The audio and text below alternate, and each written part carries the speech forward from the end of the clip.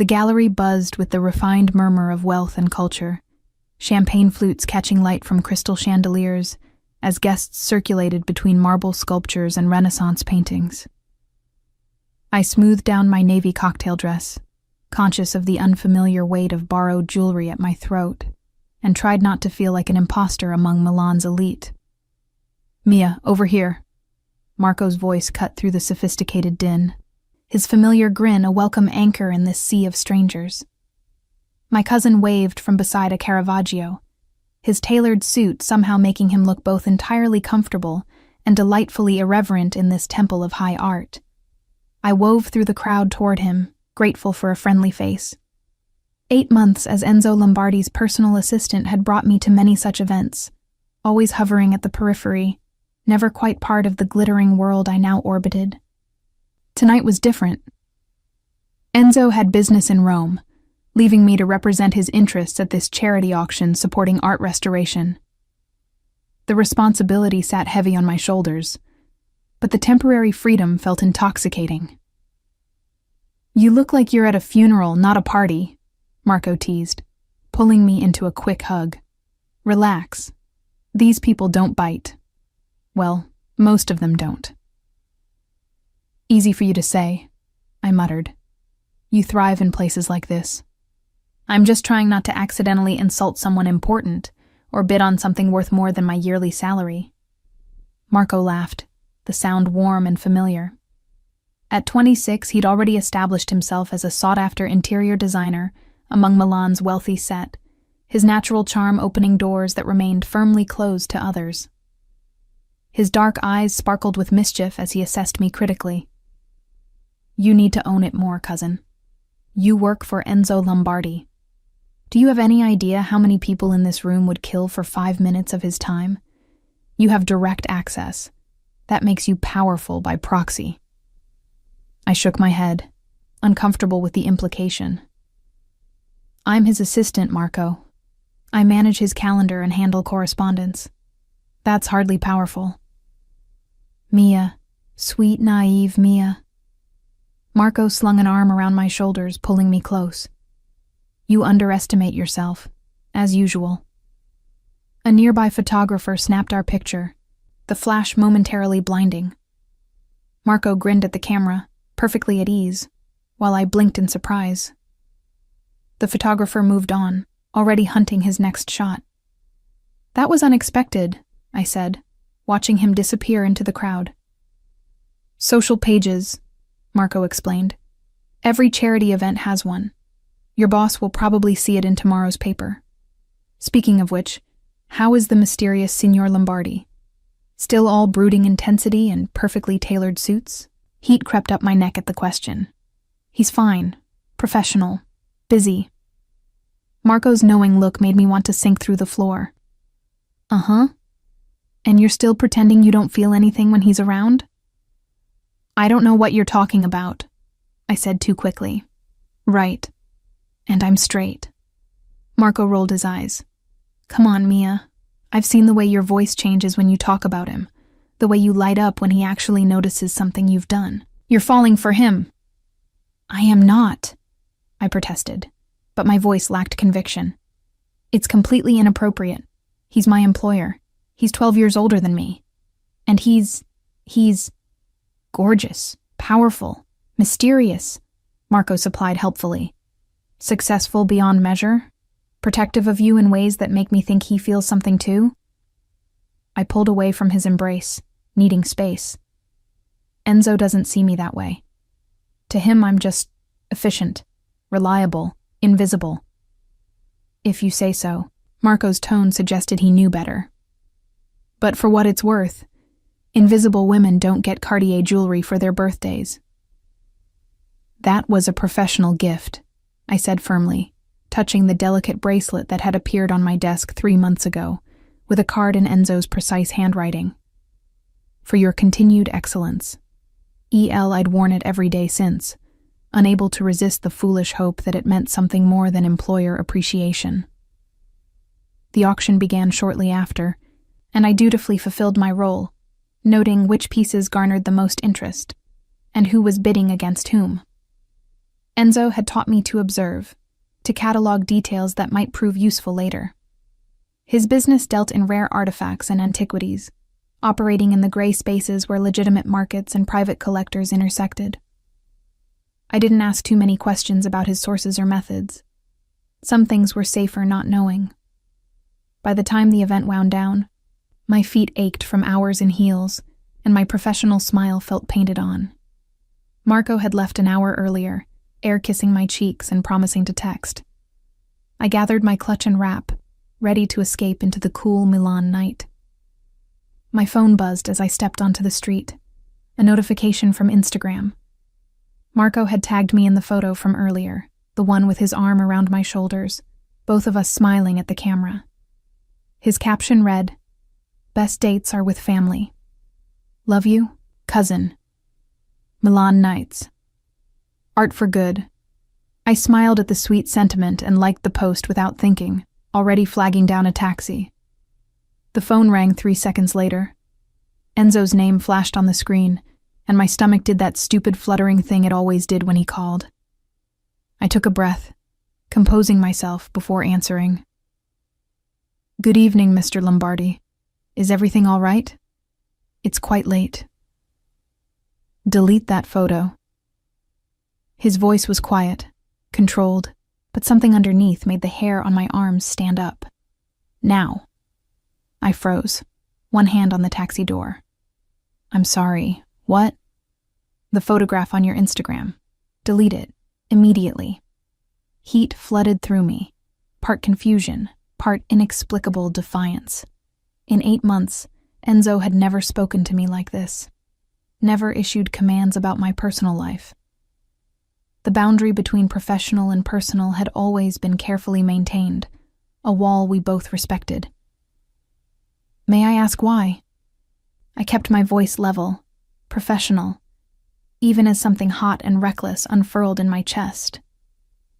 Silence stretched between us, taut and humming with something I couldn't name.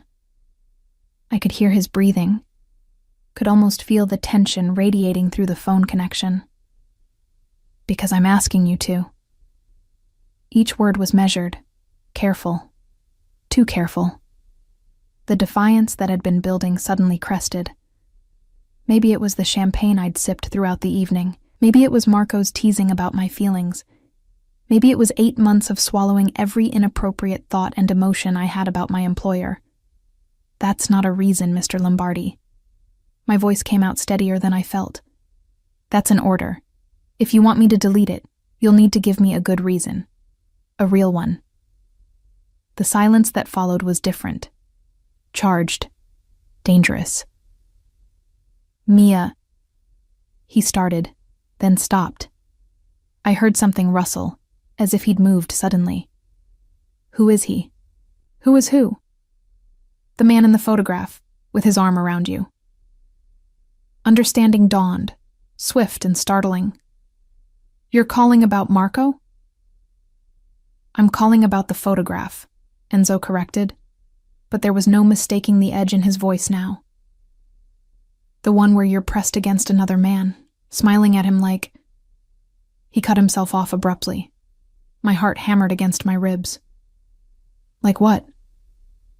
"Delete it, Mia." Firmer now, that careful control reasserting itself. "Please." The please undid something in me. Enzo Lombardi did not say please. He stated facts, gave instructions, made observations. Politeness was built into his phrasing, but actual pleading? Never. "Give me one good reason," I said again, softer this time. "One real reason why what I post on my personal social media matters to you." The silence stretched so long I thought he might have hung up, then barely above a whisper. "Because it does." The line went dead. I stood on the curb, phone still pressed to my ear, mind reeling. The taxi driver cleared his throat impatiently, and I waved him on, suddenly needing to walk, to process what had just happened. Enzo had seen the photo. Enzo had called immediately. Enzo had asked, no, demanded, that I remove it. And when I'd pushed back, when I'd refused to simply comply, He'd revealed something I'd spent 8 months telling myself I was imagining. He cared. Not as an employer monitoring his employees' social media presence, but as something else. Something that made him call in the middle of the night from Rome. Something that put that dangerous edge in his usually unflappable voice. I pulled up the photo again, studying it with new eyes. Marco and I looked comfortable together, familial affection obvious in our easy poses. To someone who didn't know us, didn't know Marco was gay, didn't know we were cousins, it might look like something else. Might look like I was dating someone. Might look like I belonged to someone else. My finger hovered over the delete button. I lowered the phone without deleting anything. If Enzo wanted the photo gone, he could tell me why. He could admit that the boundaries we'd so carefully maintained were already blurred beyond recognition. He could stop pretending that this was merely professional interest. I walked back to my apartment, mind churning with possibilities and implications. Sleep eluded me that night, and every time I checked my phone, the photo remained, slowly accumulating likes and comments. None from Enzo's account, of course. He didn't do social media. But I knew he was watching. The next morning, I arrived at the office early, as always. The top floor of the converted Renaissance palazzo served as Enzo's headquarters, all exposed brick and modern glass, ancient and contemporary merged seamlessly. Usually the space felt like sanctuary. Today it felt like a trap. Enzo was already there, which surprised me. He wasn't due back from Rome until afternoon. He stood by the floor-to-ceiling windows overlooking the Duomo, his back to me, hands in the pockets of his perfectly tailored charcoal trousers. Even from behind, everything about him spoke of controlled power, of coiled strength held in check. "Good morning, Mr. Lombardi." I set my bag down at my desk, proud of how steady my voice sounded. "I wasn't expecting you until later. My business concluded early." He turned, and I fought not to react to the sight of him. At 34, Enzo Lombardi was devastating in ways that made my job both easier and infinitely more difficult. Dark hair swept back from a face all angles and intensity, olive skin, and gray eyes that seemed to see straight through me. This morning, those eyes were carefully blank, his expression giving nothing away. "The auction went well," I said, falling back on professional ground. "I have the full report ready for your review." "Good." He moved toward his office, then paused. "The photograph is still posted." "Yes." I met his gaze directly. "It is." Something flickered across his face, too quick to identify. "I see." He disappeared into his private office, closing the door with a soft click that somehow felt louder than a slam. The rest of the day proceeded with excruciating normalcy. Enzo conducted meetings, reviewed documents, made calls. I managed his schedule, handled correspondence, coordinated with clients and contacts across Europe and beyond. We maintained perfect professional distance, speaking only when necessary, never once acknowledging the phone call from the night before. It was torture. By evening, my nerves were frayed.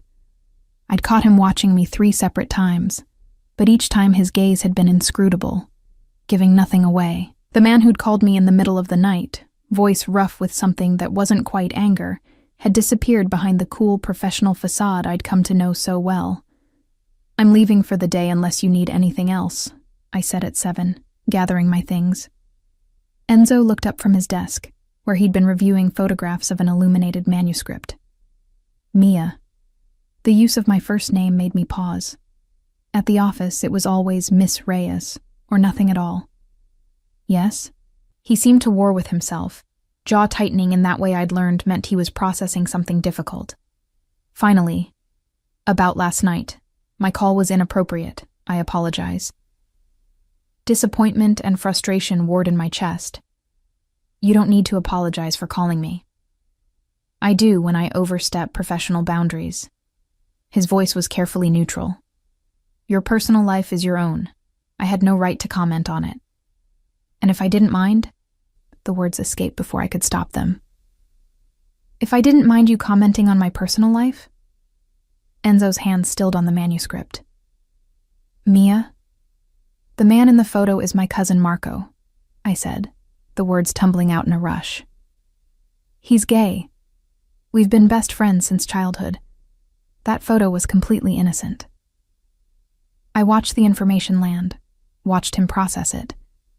His expression remained neutral, but his knuckles whitened where they gripped the edge of his desk. I see. 2 words, carefully measured. Do you? I challenged, emboldened by his lack of reaction. Do you see, Mr. Lombardi? His eyes met mine, and for just a moment, the mask slipped. What I saw there stole my breath, heat and hunger, and something that looked almost like pain. Then it was gone, shuttered behind professional courtesy. Thank you for clarifying, he said formally. Have a good evening, Miss Reyes. Dismissed. Just like that. I left without another word, frustration and confusion churning in my stomach. What did he want from me? What did I want from him? The questions followed me home, unanswered and unanswerable. The next morning, a small velvet box sat centered on my desk. My hands trembled slightly as I opened it. Inside, nestled on black silk, was a delicate gold necklace.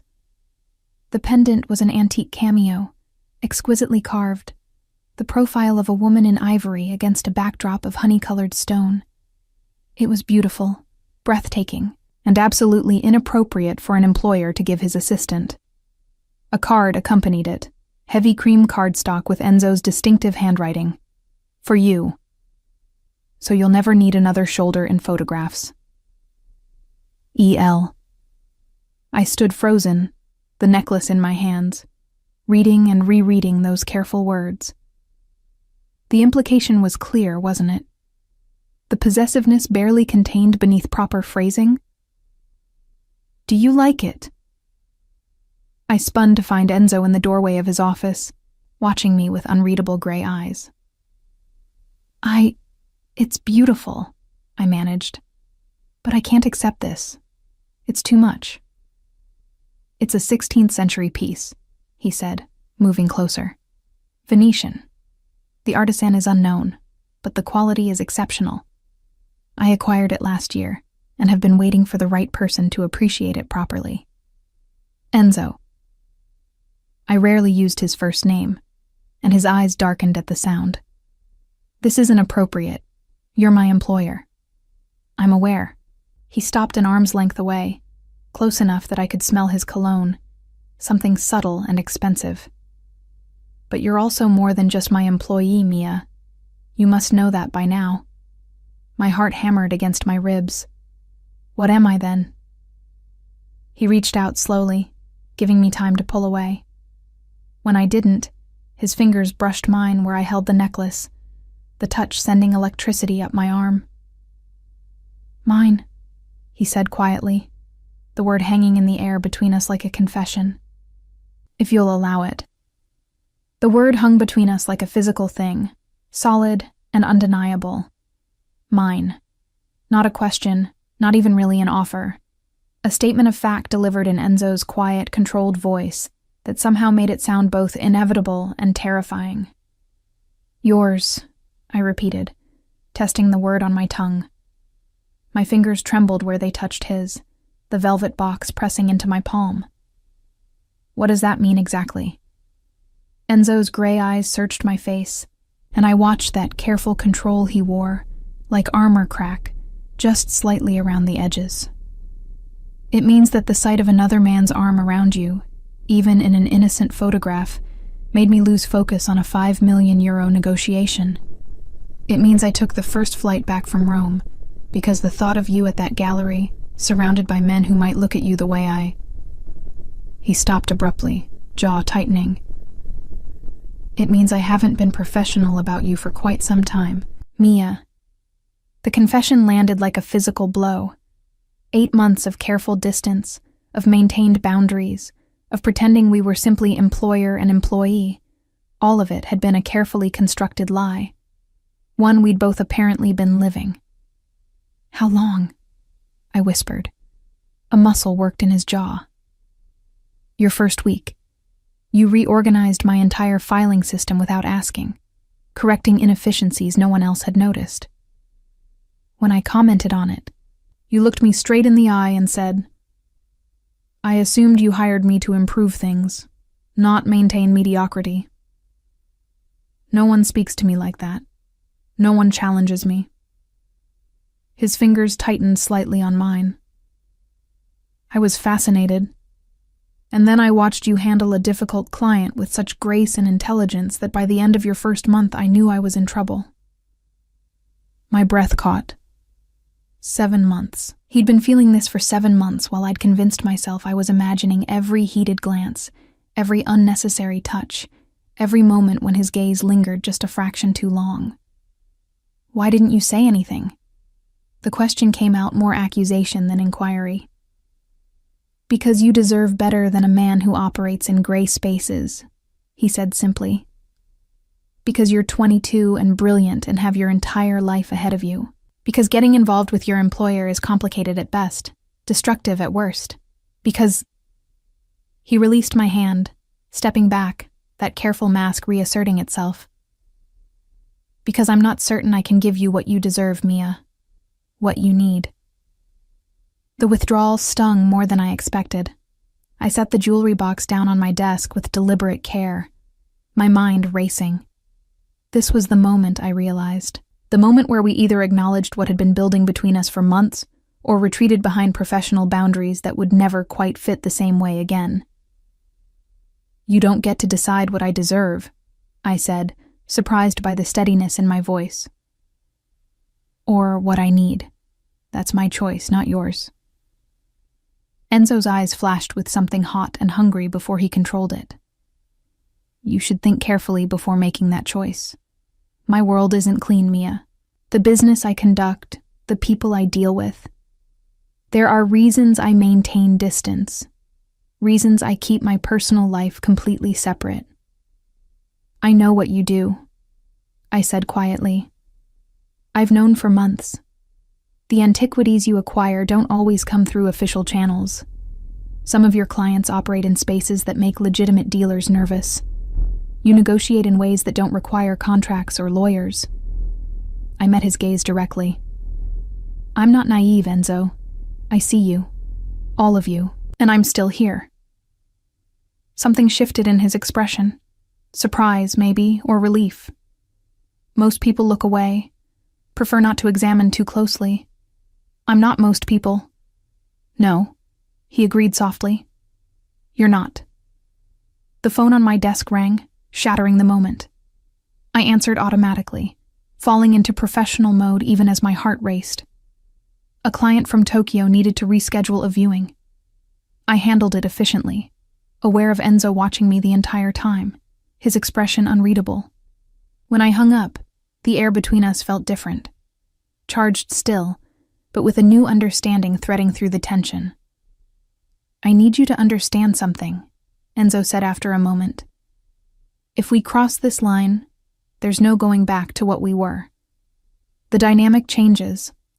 Everything changes. Maybe it needs to change, I countered. Maybe pretending there's nothing between us is more dangerous than acknowledging it. He studied me for a long moment, and I forced myself to hold his gaze, to not look away from the intensity I found there. Finally, he moved to his office door, pausing in the threshold.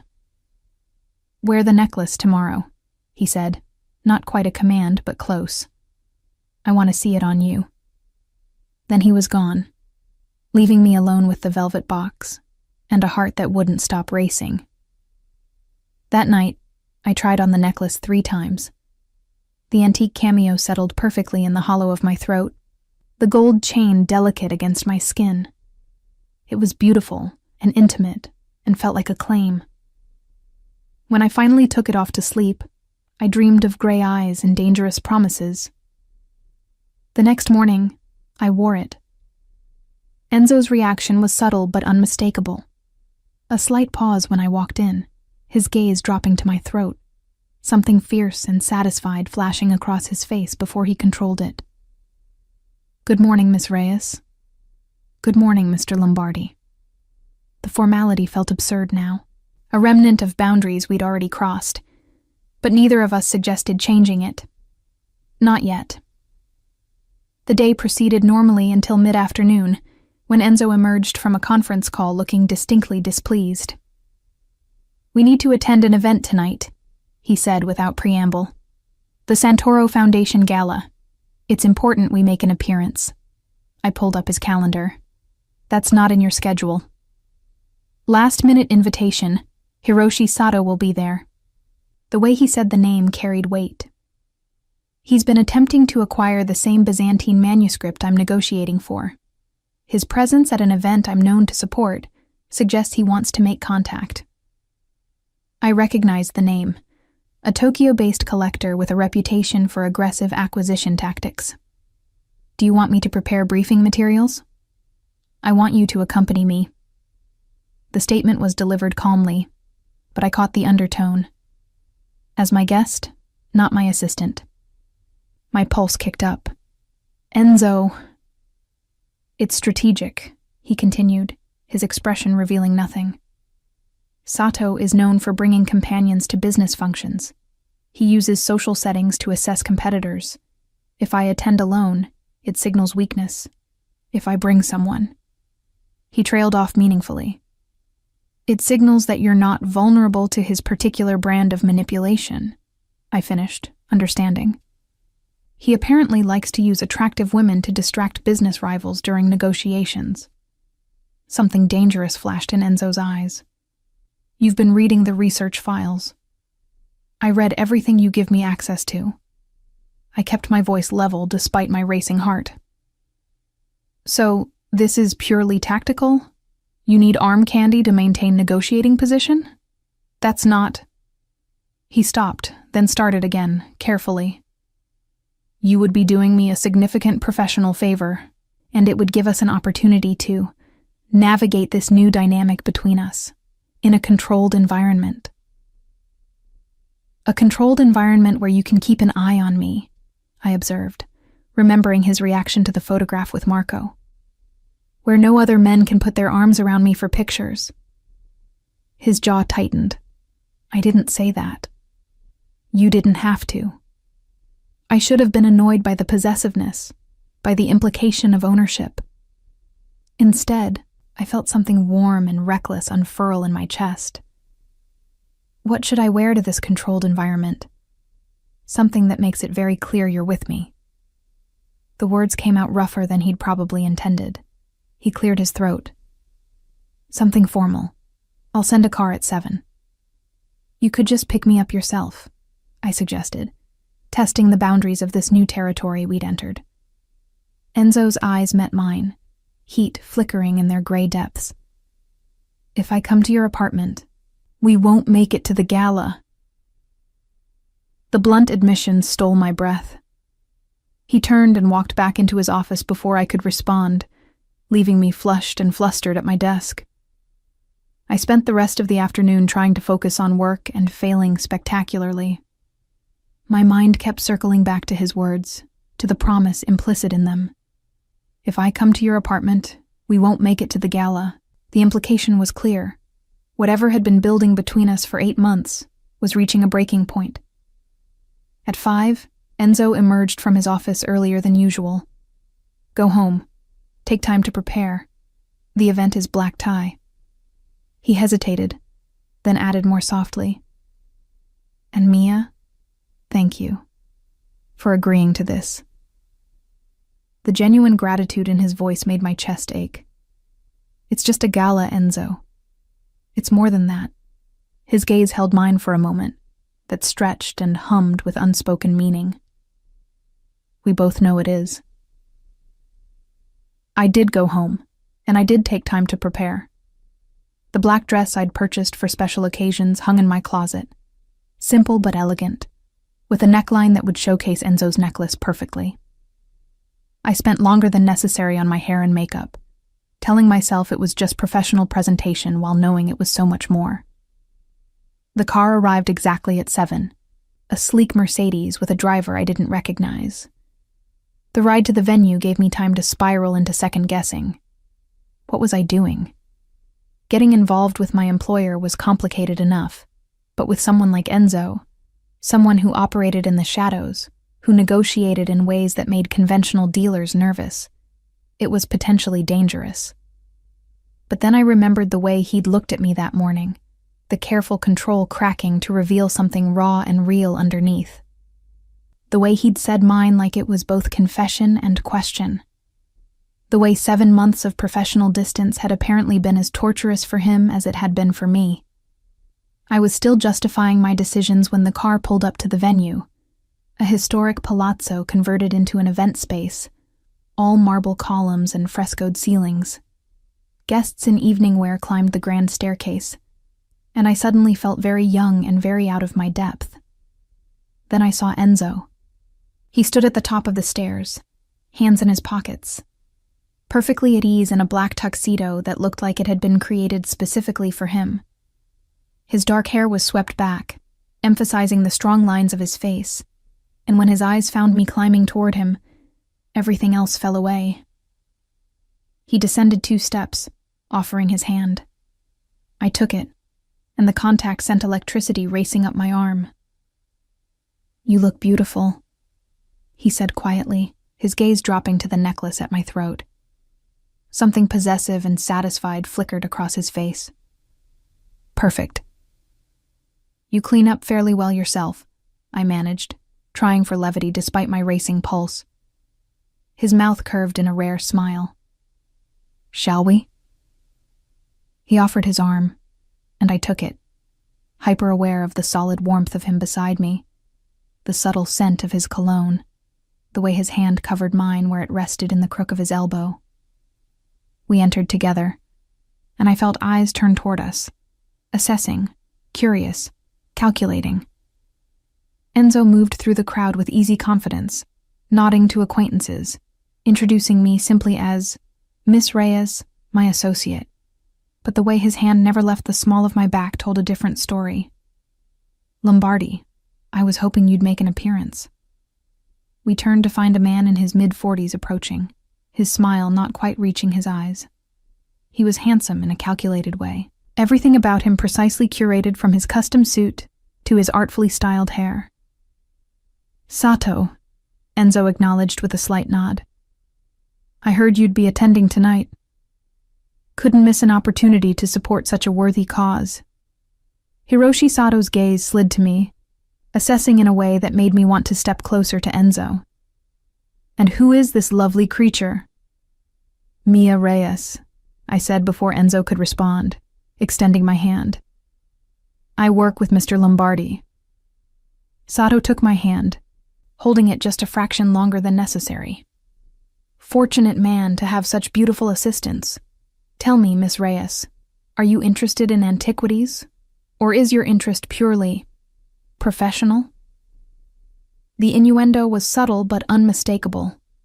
I felt Enzo tense beside me, his hand tightening almost imperceptibly on my back. "I find the intersection of history and commerce fascinating," I replied smoothly, extracting my hand.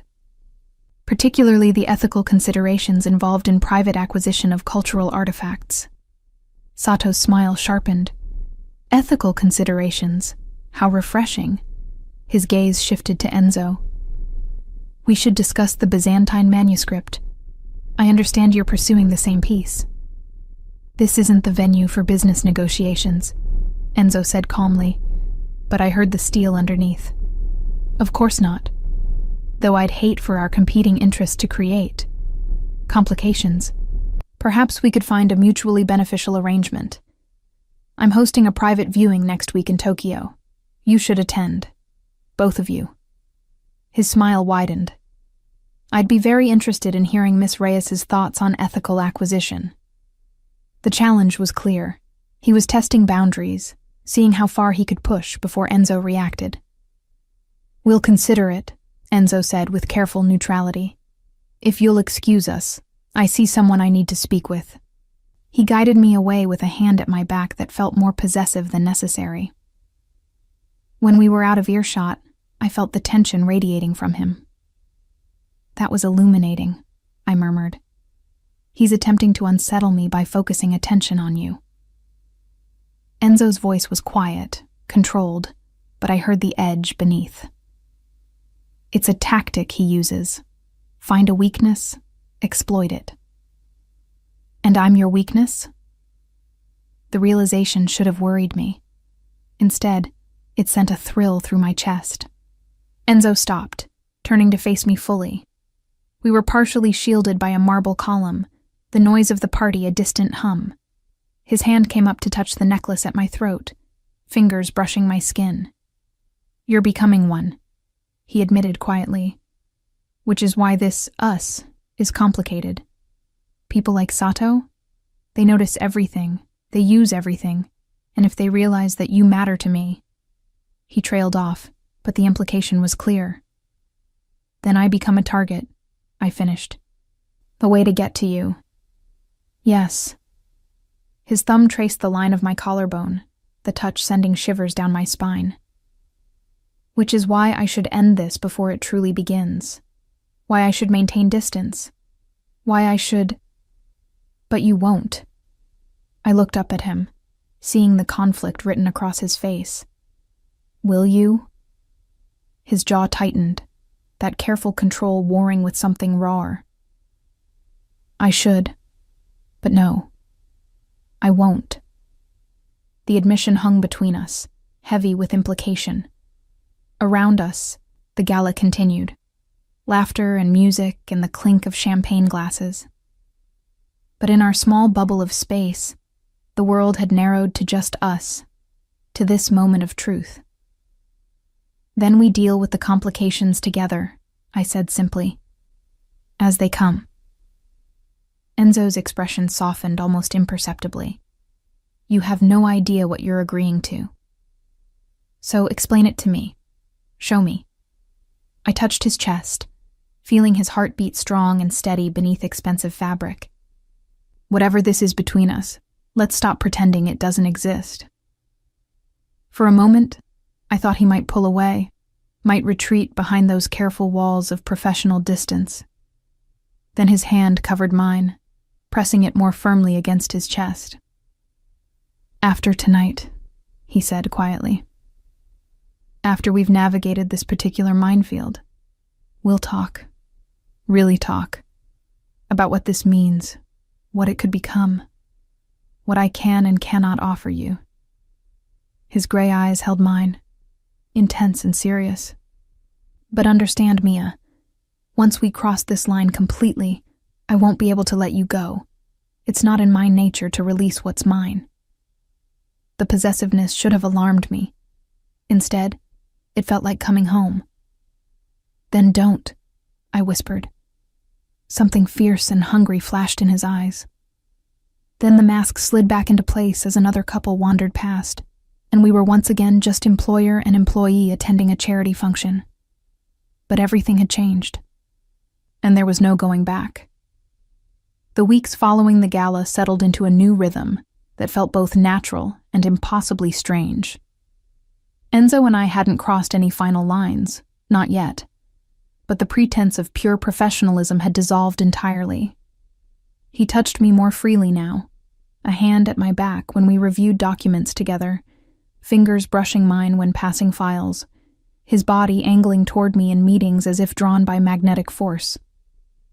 The necklace had become my daily uniform, and I caught him looking at it, at me, with an expression that made heat pool low in my stomach. We were dancing around something inevitable, and we both knew it. "Coffee," Enzo said one morning, setting a cup on my desk without looking up from the document he was reading. "2 sugars, light cream, exactly how you take it." I blinked at the offering. In 8 months, he'd never made me coffee. That was my job, anticipating his needs, not the reverse. "You remembered how I take my coffee?" "I remember everything about you." He said it absently, still focused on whatever he was reading, as if the admission wasn't earth-shaking. "The way you tap your pen 3 times before making notes, how you organize files by color and urgency, that you prefer morning meetings because you're sharper before noon. that you bite your lower lip when you're thinking through a problem. I stared at him, the coffee forgotten. Enzo, the Castellani estate appointment is confirmed for Thursday, he continued, finally looking up. Whatever he saw in my face made him pause. What? You remember everything about me, I repeated softly. His expression shifted, becoming almost vulnerable. Is that surprising? I've been watching you for months, Mia, studying you, learning you. He set down the document.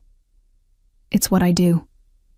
When something interests me, I observe until I understand it completely. I'm not an artifact to be catalogued. No. He moved closer, coming around the desk until he stood directly before me. You're infinitely more complicated and more valuable. My breath caught at his proximity, at the heat in his gray eyes. This close, I could see flecks of darker gray in the irises, could smell the subtle cologne he wore, could feel the warmth radiating from him. Enzo, I whispered, not sure what I was asking for. His hand came up, fingers ghosting along my jaw. Soon, he promised quietly. Once the Castellani acquisition closes, once Sato's competing bid is settled, once there are no professional complications that could be used against you. His thumb brushed my lower lip, the touch sending electricity racing through me. I'm trying to protect you, Mia. Even from myself. I don't need protection from you. You might. His hand dropped away, and he stepped back, that careful distance reasserting itself. My world has sharp edges. I need to know I can keep you safe before I pull you fully into it. I wanted to argue, to tell him I could handle whatever came. But the seriousness in his expression stopped me. Whatever he was protecting me from wasn't hypothetical. It was real, concrete, dangerous enough to make a man who clearly wanted me maintain this torturous distance. The Castellani estate, I said instead, falling back on work. What do we need to prepare? Relief and something that might have been gratitude flickered across his face. All the documentation you compiled last month. The family is finally ready to liquidate. If we secure the collection, it will be the most significant acquisition of the year. I threw myself into preparation, grateful for the distraction. The Castellani estate contained Renaissance bronzes, illuminated manuscripts, and a collection of Venetian glass that museums had been trying to acquire for decades. Enzo's client, a private foundation in Switzerland, was prepared to pay whatever it took. Thursday arrived with an autumn chill in the air. Enzo had arranged for us to drive to the estate together, a 2-hour journey into the countryside outside Milan. I dressed carefully in a charcoal suit that was professional yet elegant, the cameo necklace my only jewelry. The car Enzo sent was different from his usual, an armored Mercedes with darkly tinted windows. When I questioned it, he simply said, "Precaution. The collection's value makes certain security measures necessary." He was already in the back seat when I entered, reviewing documents on his tablet. But he looked up immediately, his gaze traveling over me in a way that made me flush. "You look perfect," he said quietly. "Professional but not severe. The Castellanis will appreciate the respect." The drive passed in comfortable silence, broken occasionally by discussions of strategy and valuation. But I was hyper-aware of his presence beside me, the subtle brush of his arm against mine when the car turned, the way his attention kept drifting from his tablet to me. "Are you nervous?" he asked as we neared the estate. "Should I be?" "No. You're excellent at this." He reached over, taking my hand. The gesture was so unexpected, so intimate, that I froze. "But it's a significant negotiation. Your first time being directly involved in an acquisition of this magnitude. You're bringing me as more than just an assistant. It wasn't a question. I'm bringing you as my partner." His fingers tightened on mine. "In every sense that matters professionally. The Castellanis will negotiate with both of us. What you observe, what you notice, it matters." I trust your judgment, Mia. The simple declaration undid something in my chest. Trust from Enzo Lombardi wasn't given lightly. I'd earned it, I realized. Months of proving myself, of demonstrating that I could navigate his world with intelligence and discretion. I won't let you down, I promised. His smile was small but genuine. You never have. The Castellani estate was a sprawling villa built in the 16th century, all stone walls and formal gardens slowly surrendering to autumn.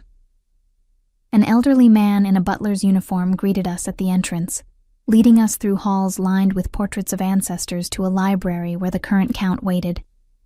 Count Castellani was in his 70s, elegant in the way only old European nobility could be, with white hair and sharp eyes that assessed us carefully. Beside him sat a younger man, his grandson perhaps, whose expression was less welcoming. Signor Lombardi, the Count greeted in Italian, rising to shake Enzo's hand. And you must be Miss Reyes, my grandson, Alessandro. I shook hands with both men, noting Alessandro's calculating gaze, the way he studied Enzo with something that looked like distrust. The negotiation began cordially enough.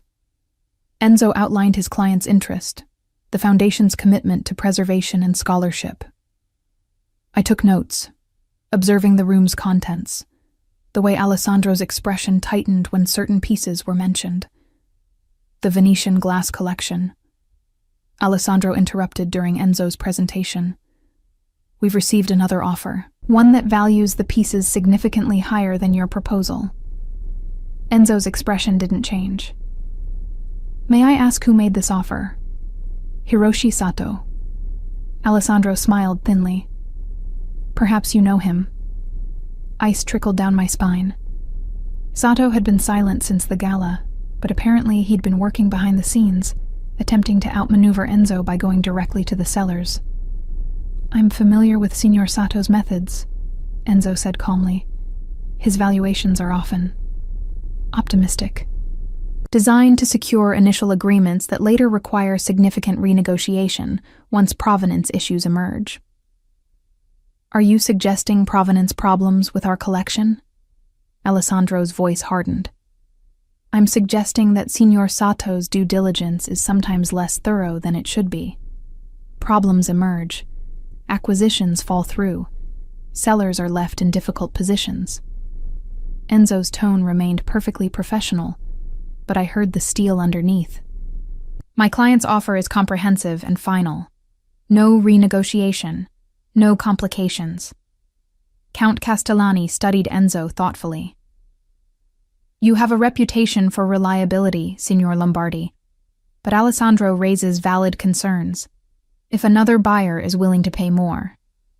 May I? I interjected softly. Both men turned to me with surprise. Even Enzo looked curious. I pulled out my tablet, accessing the research I'd compiled. I've reviewed Signor Sato's acquisition history over the past 5 years. Of the 43 major purchases he initiated, 12 were delayed by provenance disputes, 7 were ultimately canceled, and 3 resulted in legal action from sellers claiming breach of contract. I met Alessandro's gaze directly. His initial offers are indeed higher. His completion rate is concerning. Alessandro's eyes narrowed. You came prepared to discredit a competitor? I came prepared with facts, I corrected gently. Your family's collection deserves to be properly valued and responsibly placed. If those are your priorities, I can provide documentation supporting every claim I've made. Silence fell over the library. I felt Enzo's gaze on me, could sense his approval even without looking. Count Castellani's expression had shifted from polite interest to genuine attention. I would like to see this documentation, the Count said finally. The next 2 hours were intense. I presented my research while Enzo walked them through the specifics of his client's offer, emphasizing the Foundation's commitment to preservation and access. Alessandro pushed back repeatedly, but each time I had data to counter his concerns. By the time we finished, Count Castellani looked convinced. You make a compelling case, he said, looking between Enzo and me. I will need to discuss this with my family, but I believe your offer better serves our interests long term. We appreciate your consideration. Enzo replied smoothly. Please take whatever time you need. Miss Reyes will ensure you have all supporting documentation.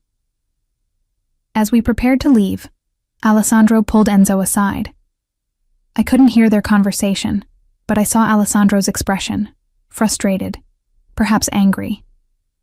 When Enzo returned to me, his face was carefully neutral. What was that about? I asked once we were in the car. A warning. Enzo's jaw tightened. Alessandro has financial troubles. Sato apparently offered him a private incentive, cash payment in addition to the sale price. He's angry that his grandfather might choose our offer instead. Will that be a problem? It could be. He was quiet for a moment, staring out at the countryside rolling past. Men with money problems make rash decisions, and Sato is very good at exploiting desperation. The drive back to Milan felt different, tense, weighted with concerns Enzo wasn't fully articulating. When we finally pulled up to the office, night had fallen, and the city sparkled with lights. You were extraordinary today, Enzo said as the car idled. The way you handled Alessandro, the research you'd prepared, you thought 3 steps ahead. Like you've been doing this for years instead of months. I learned from the best, I said softly. His hand found mine in the darkness of the car's interior. Mia, I need you to understand something. What happened today? Alessandro's warning, Sato's interference. It's going to escalate. He doesn't like losing, and he's realized that targeting me directly won't work. His fingers tightened on mine. So he'll target you instead. Find ways to compromise you, to create leverage. Fear flickered through me. What kind of leverage? Whatever works. False allegations, manufactured scandals, anything that might convince me to back away from deals he wants. His voice dropped. Which is why I need you to be careful. No social media posts without thinking about how they might be misinterpreted. No going anywhere alone until this acquisition closes. And if anyone approaches you, anyone at all, asking questions about me or my business, you tell me immediately. Enzo, you're scaring me. Good. He turned to face me fully, his expression fierce. Be scared. Be cautious. Because you matter to me, Mia, and that makes you valuable to people who want to hurt me. I won't let that happen, but I need you to help me protect you. I wanted to argue that I could take care of myself, that I wasn't some fragile thing that needed guarding. But the raw concern in his eyes stopped me. This wasn't about control or possession. It was about genuine fear for my safety. I'll be careful, I promised. But Enzo, you have to tell me if there's real danger, not just theoretical, actual threats. I need to know what I'm dealing with. He studied me for a long moment, then nodded slowly. If it becomes necessary, I will. But for now, just trust me. Let me handle Sato and whatever moves he makes next. We separated in the parking garage, Enzo heading to his penthouse apartment, me to my modest flat across the city.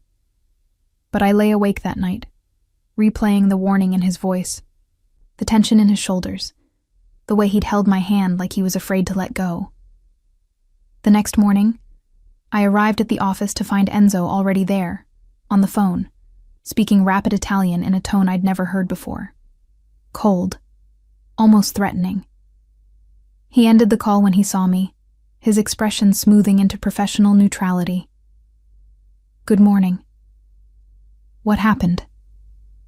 I set down my bag, noting the tension around his eyes. Alessandro Castellani called Count Castellani last night, tried to convince him to accept Sato's offer. His jaw tightened.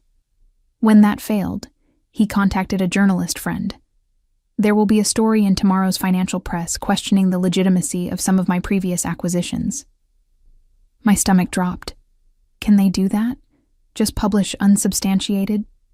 They'll frame it as investigative journalism, raise questions without making direct accusations. It's enough to create doubt, to make clients nervous. He moved to the window, staring out at the city. Sato's fingerprints are all over this. It's exactly his method. Use proxies to attack credibility, create chaos, then sweep in as the stable alternative. What do? We prepare. He turned back to me, and I saw the strategist behind the calm facade.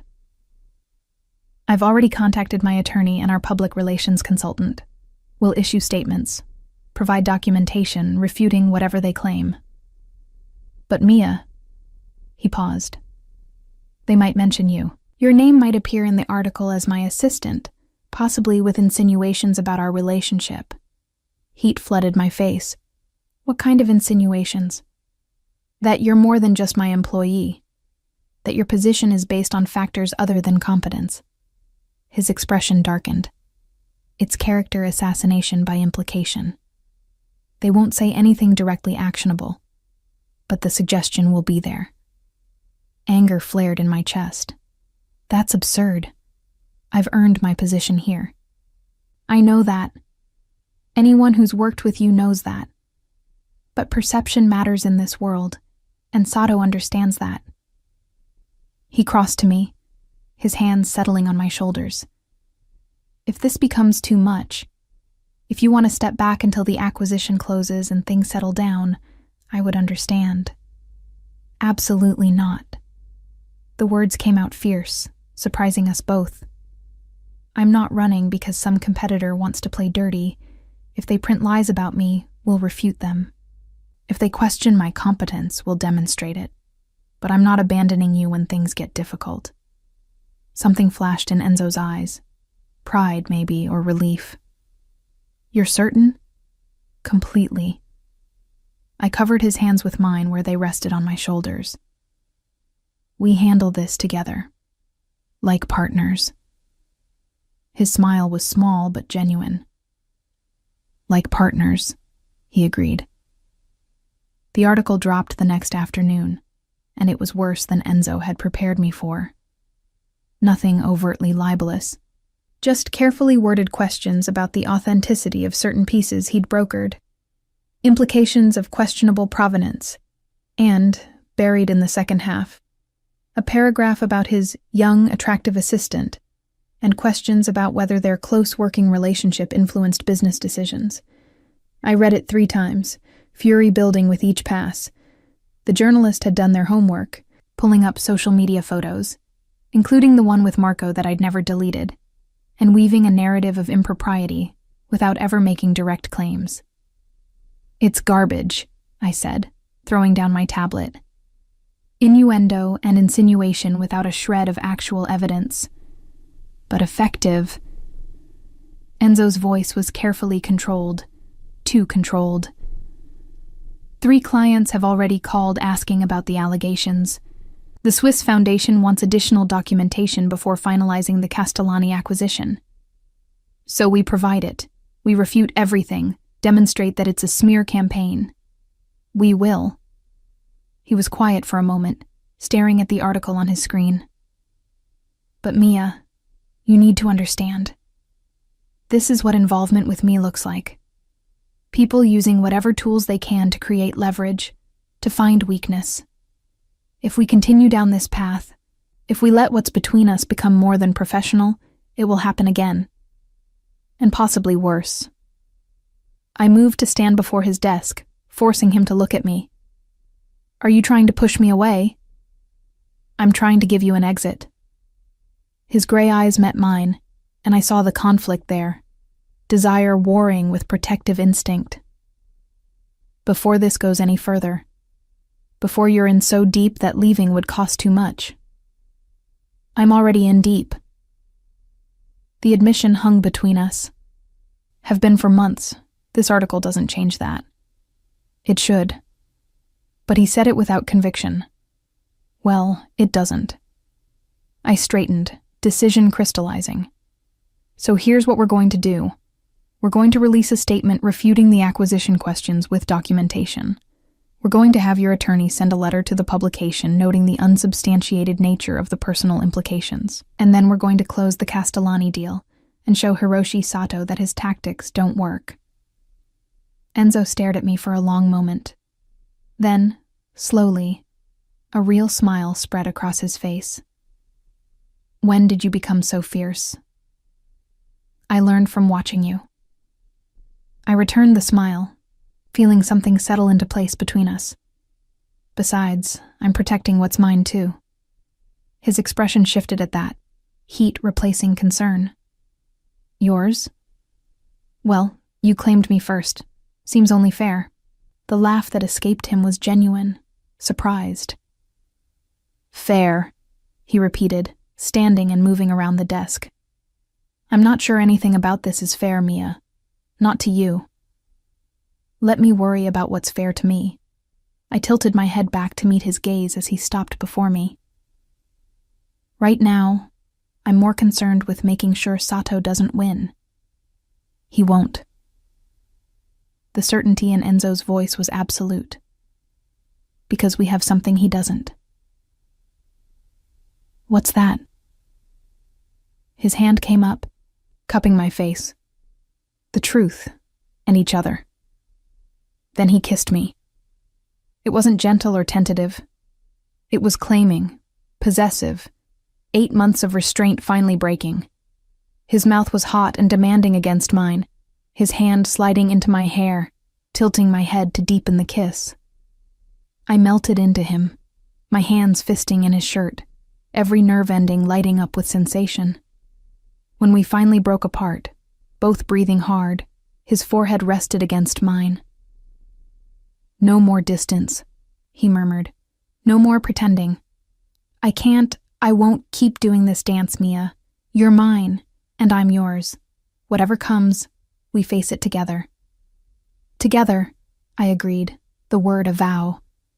Outside, the sun set over Milan, painting the sky in shades of amber and gold. Inside Enzo's office, we stood wrapped in each other, finally acknowledging what had been building between us from the very beginning. The complications weren't over. Sato would make more moves. There would be more articles, more attempts to create leverage. But we would face them as what we'd always been destined to become, partners in every sense that mattered. And somehow, that made everything feel possible. The kiss changed everything and nothing. We were still professional at the office, mostly, but the careful distance had evaporated entirely. Enzo touched me freely now, his hand at my back when we reviewed contracts, fingers brushing mine when passing documents, his body gravitating toward me in meetings like a compass finding north. The difference was that now I touched back, a hand on his arm when making a point.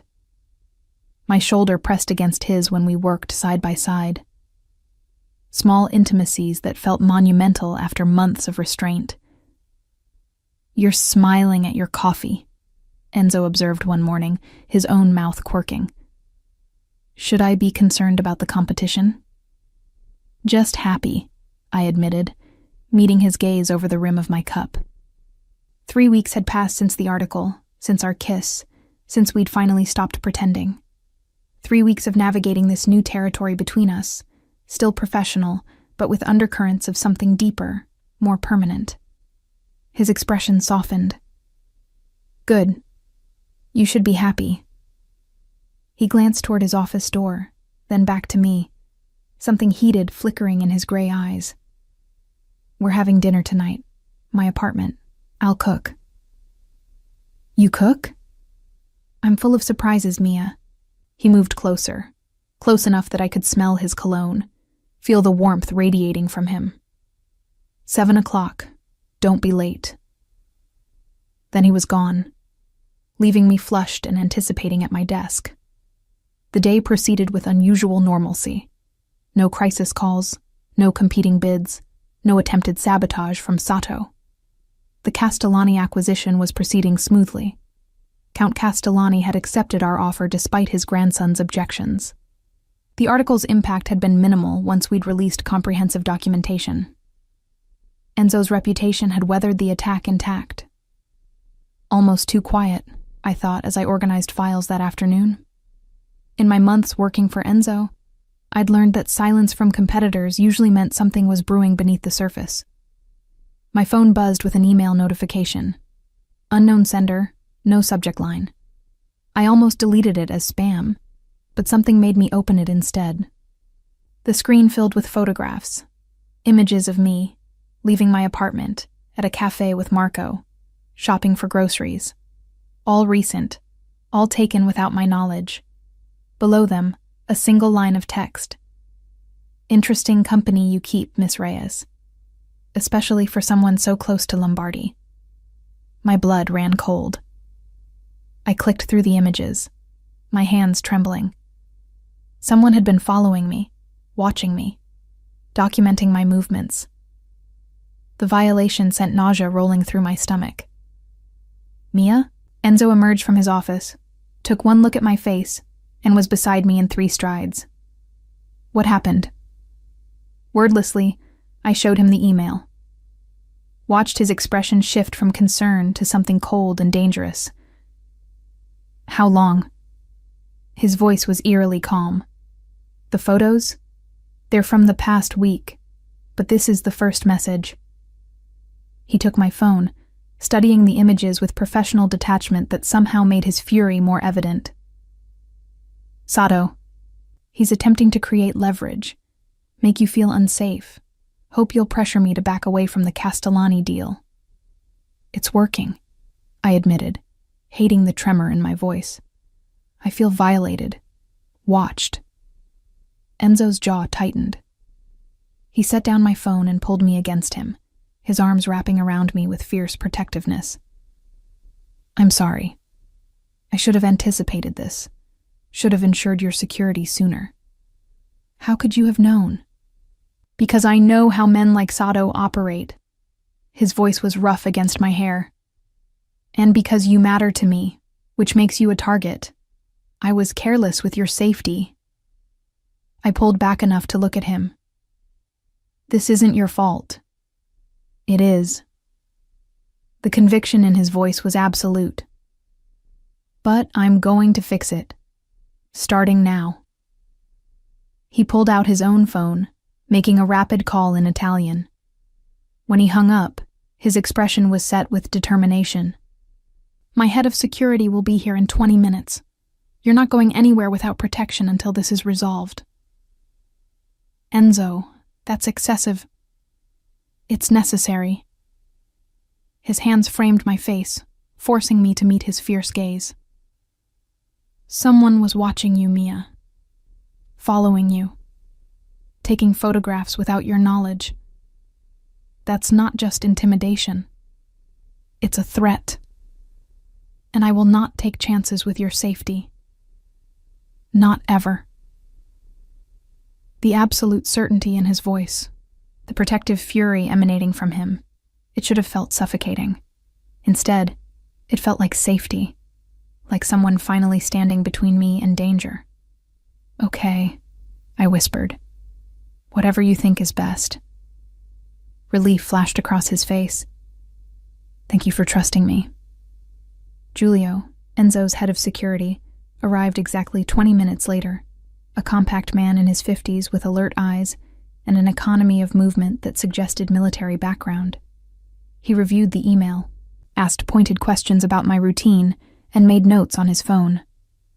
Standard intimidation protocol, he assessed. The photography is professional quality but not military-grade surveillance.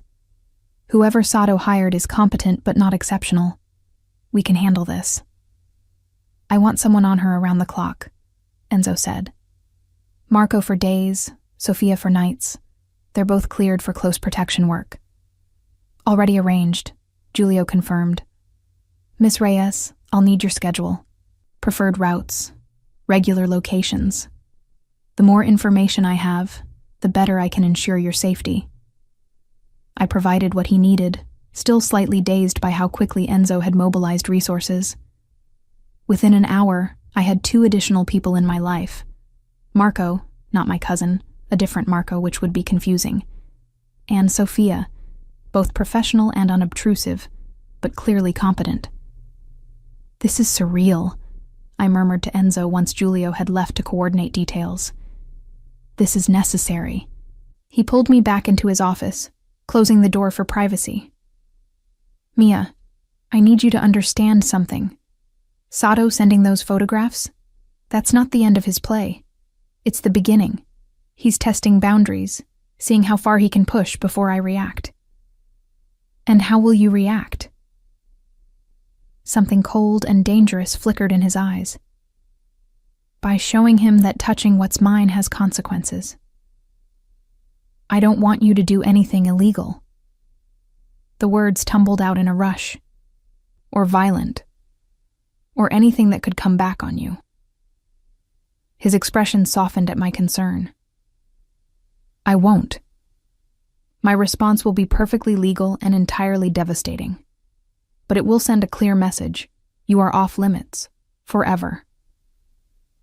The possessiveness in his voice sent heat spiraling through me despite the circumstances. "And what message are you sending to me?" "That I protect what I care about." He stepped closer, his hands settling on my waist. "That I will move heaven and earth to keep you safe. That you matter more than any acquisition, any business deal, any—" He stopped, something vulnerable flashing across his face. "Than anything, Mia. You matter more than anything." The declaration stole my breath. "Enzo, I love you." The words were quiet, certain, absolute. "I've been falling in love with you since you reorganized my filing system and told me mediocrity was unacceptable. And I know it's complicated. I know the timing is terrible with everything happening, but I need you to know, before this goes any further, I love you." Tears pricked my eyes. "I love you too. I think I have for months, but I was afraid to admit it. Afraid it was one-sided, afraid of ruining what we had professionally." He kissed me, swallowing the rest of my words. This kiss was different from the first. Less desperate, more certain. A claiming and a promise, and a homecoming all at once. "Dinner at my apartment," he murmured against my mouth. "Still on, but we're moving it to 6 instead of 7 so you have more daylight for the trip over." "Practical and romantic," I teased, trying to lighten the mood. "I'm nothing if not efficient." His smile was small but genuine. "And Mia, wear the necklace. I want to see you wearing nothing but that tonight." Heat flooded through me at the implication. Presumptuous. Hopeful. His thumb brushed my lower lip. "But if you're not ready—" "I'm ready." I cut him off. "I've been ready. I'm just nervous. You're my first—" I stopped, embarrassed. Understanding dawned in his eyes, followed by something fierce and possessive. "Your first?" I nodded, unable to meet his gaze. "I know. Pathetically inexperienced for 23. Perfect." His voice was rough. "Absolutely perfect. And Mia, I'll take care of you. Every step, every moment. I promise." The sincerity in his words, the care, it made my chest ache with feeling. "I trust you." "Good." He stepped back, clearly forcing himself to return to professional mode. "Because right now, I need you to help me destroy Hiroshi Sato's credibility once and for all." The shift from personal to business was jarring but welcome. I needed the distraction, the focus. "What do you need?" "Everything you can find on his past acquisitions. Every questionable deal. Every buyer who felt deceived.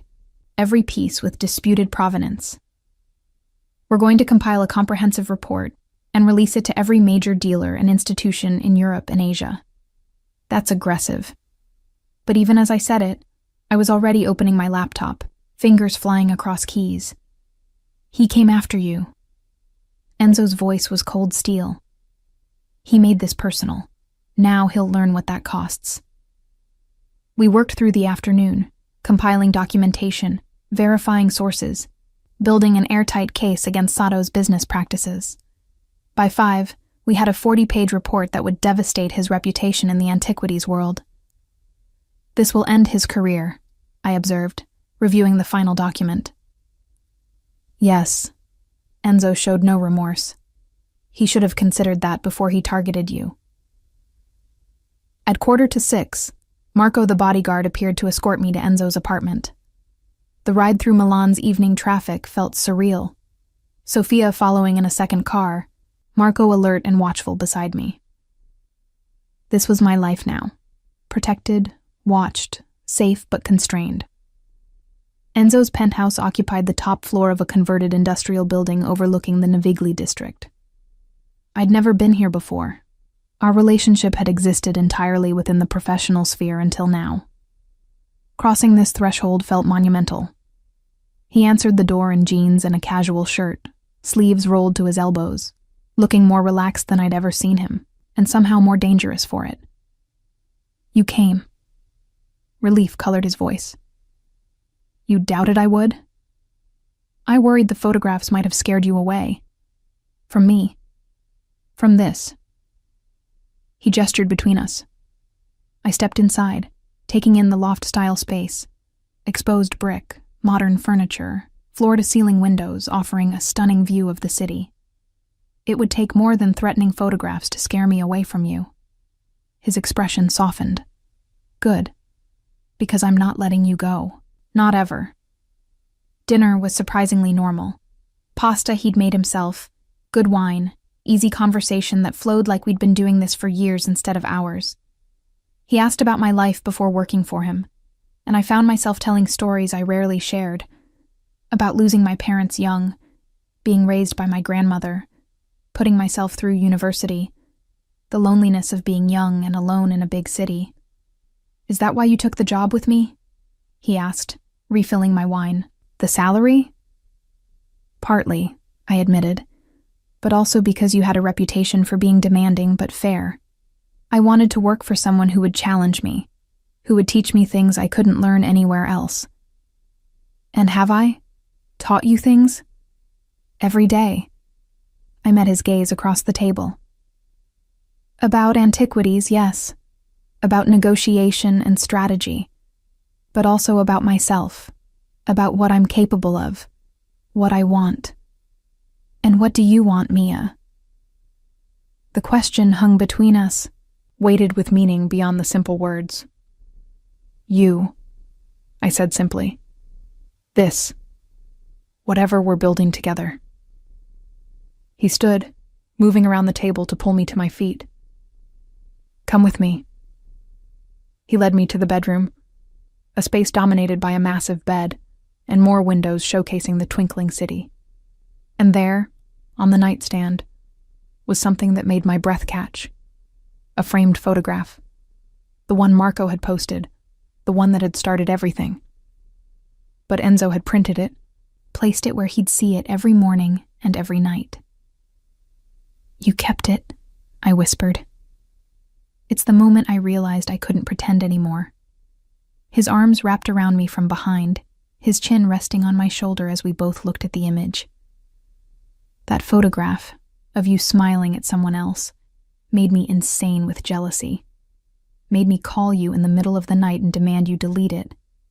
Made me realize I was already too far gone. I turned in his arms, looking up at him.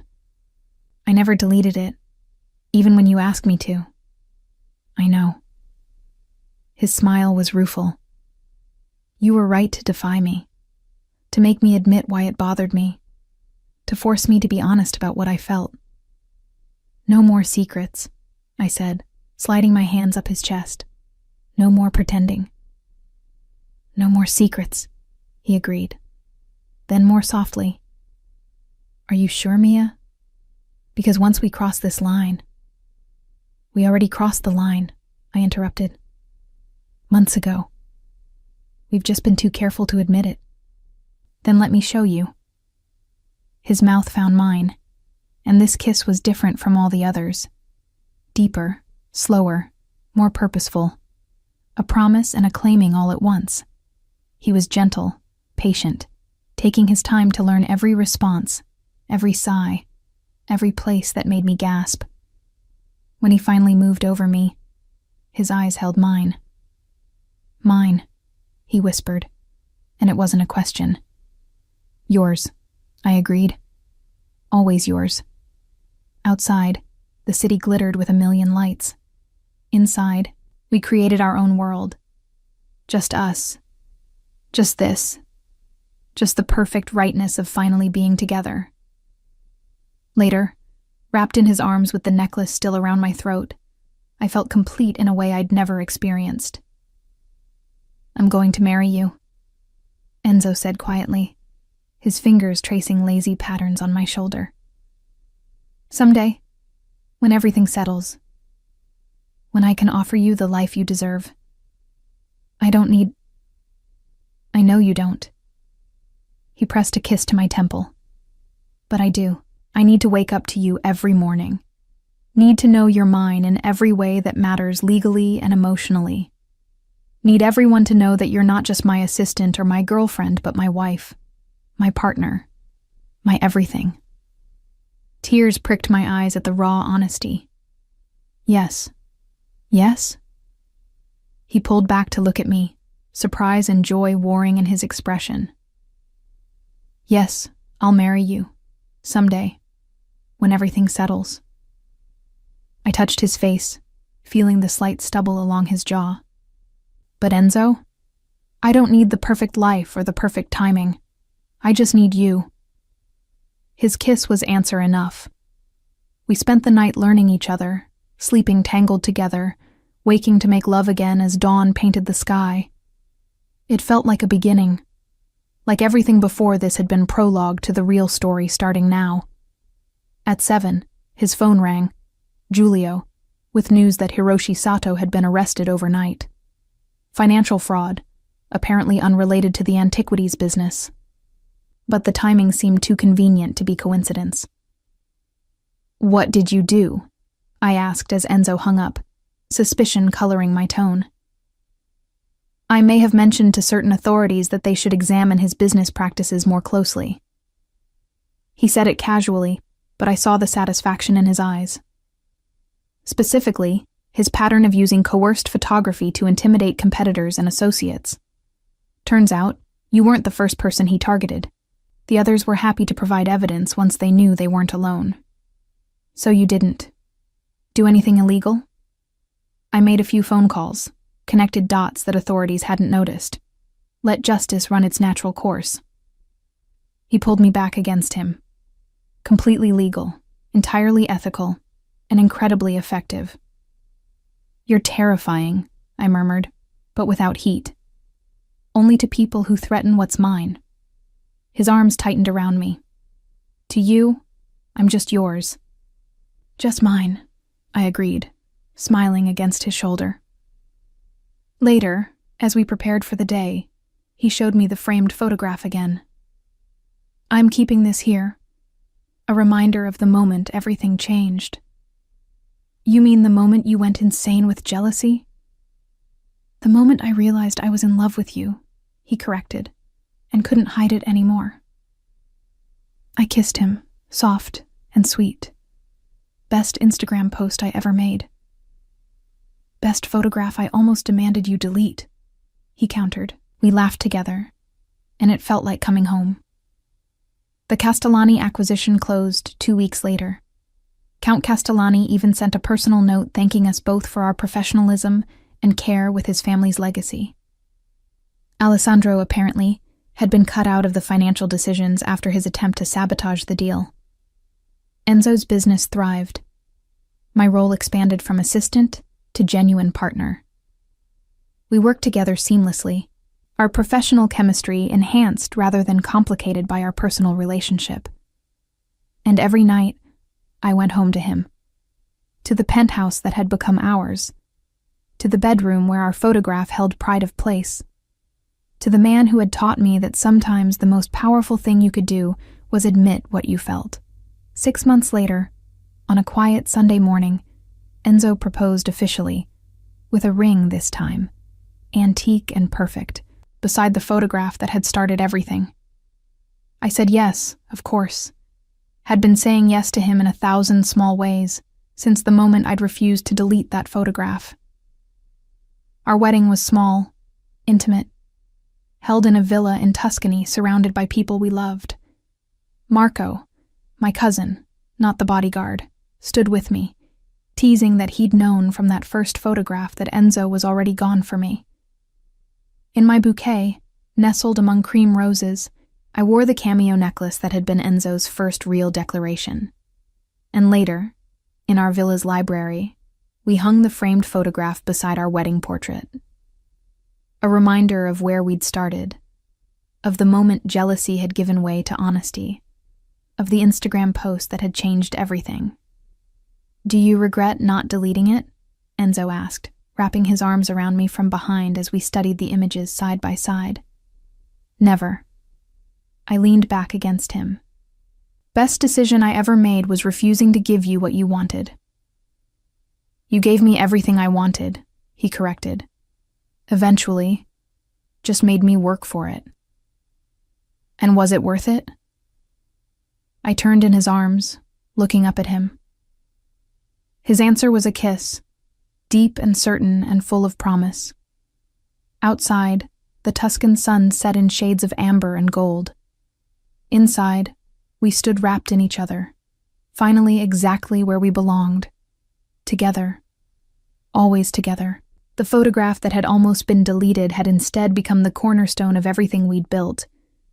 Proof that sometimes the best beginnings came from moments of unexpected honesty, from jealousy transformed into love, from a man who couldn't bear to see someone else's arm around the woman who had already become his entire world. 2 years of marriage transformed what I'd thought I knew about love and partnership. Enzo wasn't just my husband. He was my collaborator, my confidant, the person who understood me in ways I'd never expected anyone could. The antiquities business flourished under our combined leadership. I'd transitioned fully from assistant to partner, my name appearing beside Enzo's on all major acquisitions. Lombardi and Reyes had a certain ring to it, even if I'd kept my maiden name professionally, while becoming Mia Lombardi in every personal sense. "You're staring at that photograph again," Enzo observed one morning, catching me paused beside our bedroom nightstand, where the infamous Instagram image still held its place of honor. "Just remembering." I touched the frame gently.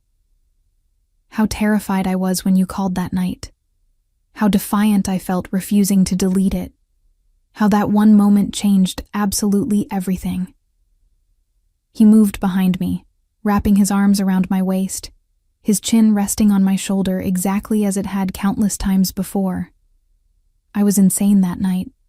Couldn't focus on anything except the sight of another man touching you. Even after I flew back to Milan, even after I saw you at the office the next morning, I couldn't shake the feeling that I was losing something precious before I'd ever really claimed it. "You never really claimed it," I corrected, turning in his arms. "We chose each other. There's a difference." His smile was soft, the expression he reserved only for me. "Semantics. But you're right. You chose to stay when I gave you every reason to run.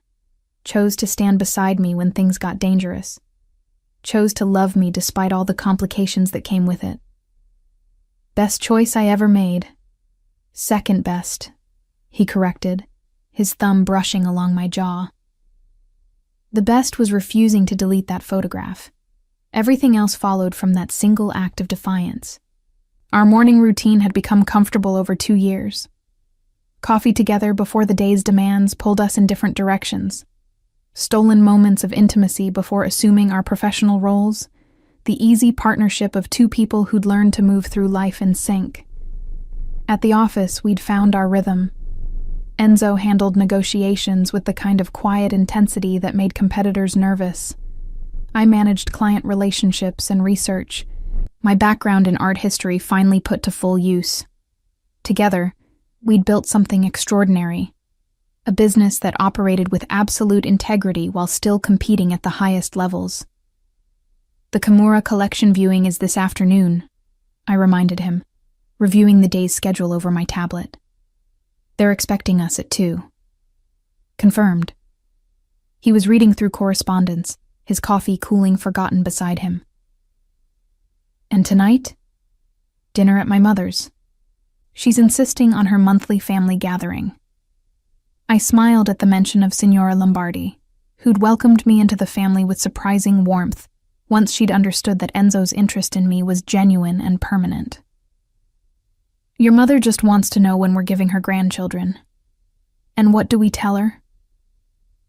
The same thing we always tell her, when the time is right. But I said it with less conviction than usual, my hand unconsciously moving to my stomach where I'd been feeling slightly off for the past week.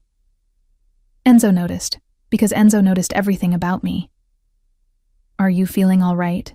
You've been tired lately. Just busy season. But even as I said it, I was doing mental calculations. When had my last period been? 3 weeks? 4? My cycle had never been perfectly regular, but still. Mia. He set down his coffee, giving me his full attention. If something's wrong, nothing's wrong, I assured him quickly. Just, maybe I should see a doctor. Rule out anything serious. His expression shifted from concern to understanding so quickly it made my breath catch.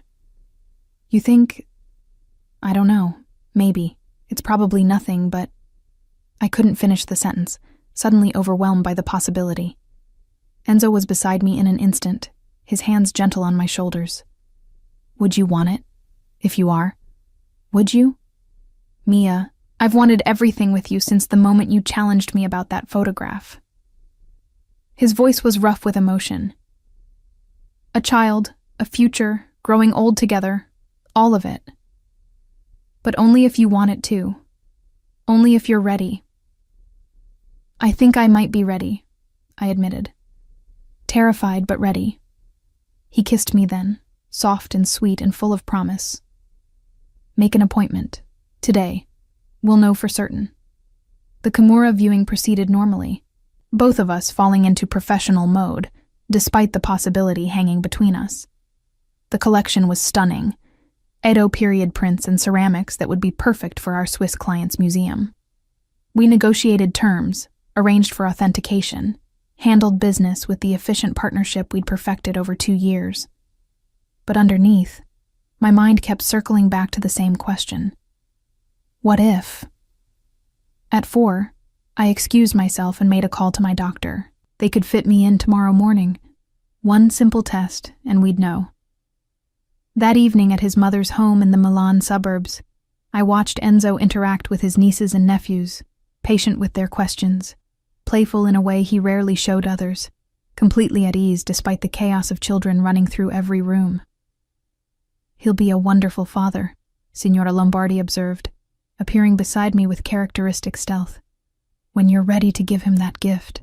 I looked at my mother-in-law, this elegant woman who'd raised a son capable of both ruthless business tactics and tender devotion. Were you afraid? When you first had children? Terrified, she admitted. Every parent is. But Mia, you and Enzo, you've built something solid. Whatever comes next, you'll handle it together. That's what marriage is. Facing the unknown with someone who loves you enough to walk through fire beside you.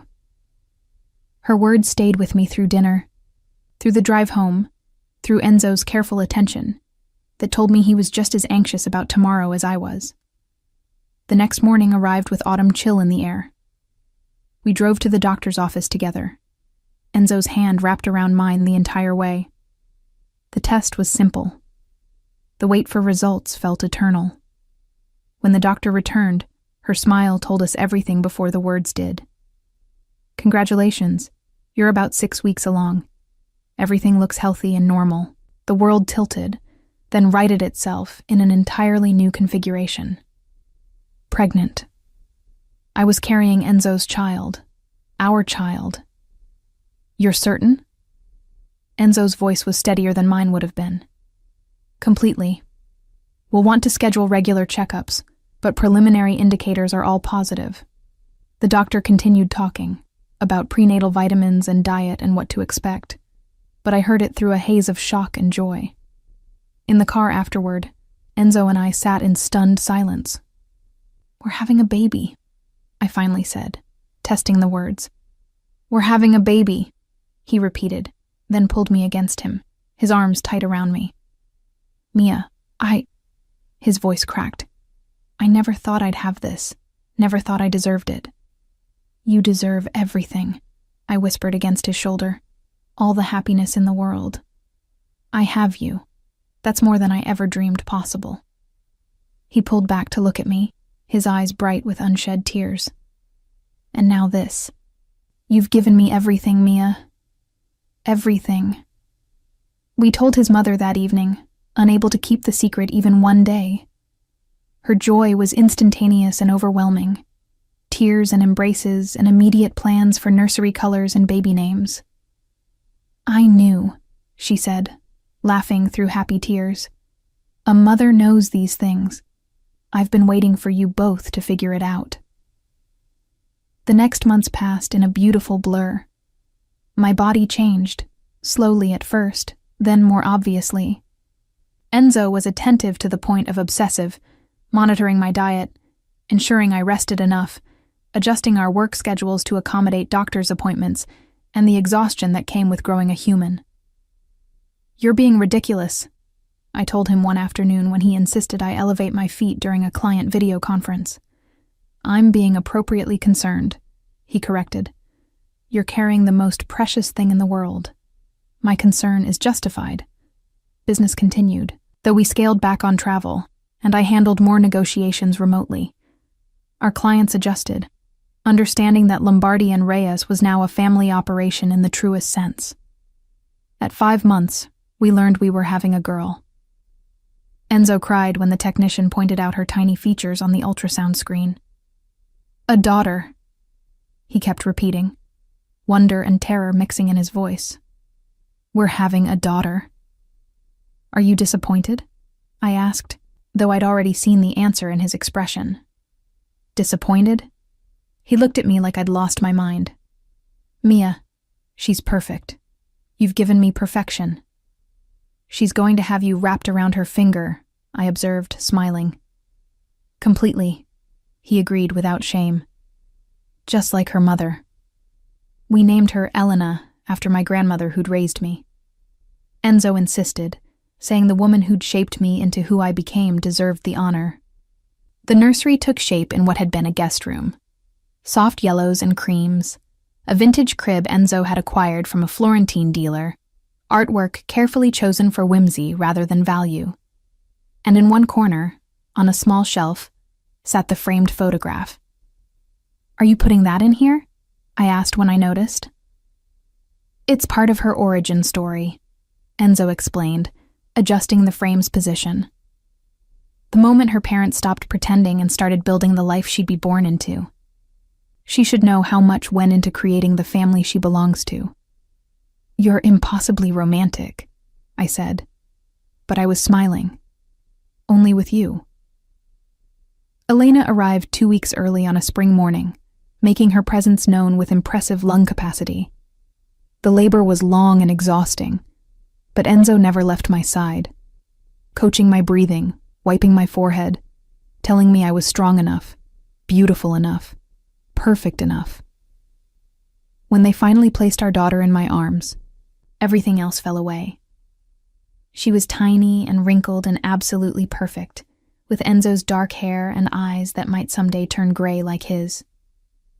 "Hello, little one," I whispered, tears streaming down my face. "We've been waiting for you." Enzo's arms wrapped around both of us, his forehead resting against mine as we looked down at our daughter together.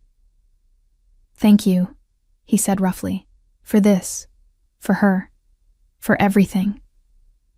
"We made her together," I reminded him.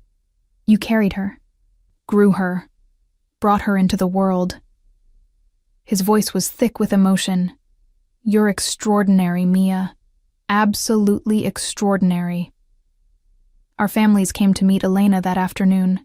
Signora Lombardi weeping happy tears, Marco, my cousin, making jokes about finally being an uncle, friends and colleagues sending flowers and gifts until the room overflowed with celebration. But the best moment came later, when everyone had left, and it was just the three of us. Enzo held Elena with the careful reverence of someone cradling the most precious thing in existence, talking to her in soft Italian, making promises about the life he'd give her, the world he'd show her, the love that would surround her always.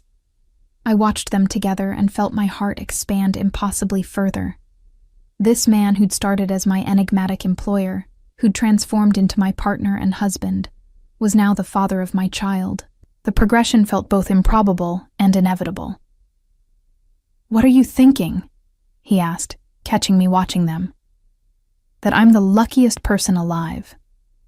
That's my line." He shifted Elena carefully, making room for me beside them. "Come here. We need a family photo." I snuggled against his side, our daughter cradled between us, and pulled out my phone for a selfie. The three of us, tired, disheveled, completely besotted with the tiny human we'd created. "Should I post this one?" I teased, remembering the photograph that had started everything. "Absolutely." His smile was genuine, warm, free of the jealous possessiveness that had characterized his reaction 3 years ago. "Let the whole world see what we've built." I posted it with a simple caption: "Our newest acquisition, worth more than anything we've ever found." Within minutes, congratulations poured in from clients, colleagues, friends, but the comment that made me laugh came from my cousin Marco. "Better photo than the last Instagram post that caused drama. This one's keeper."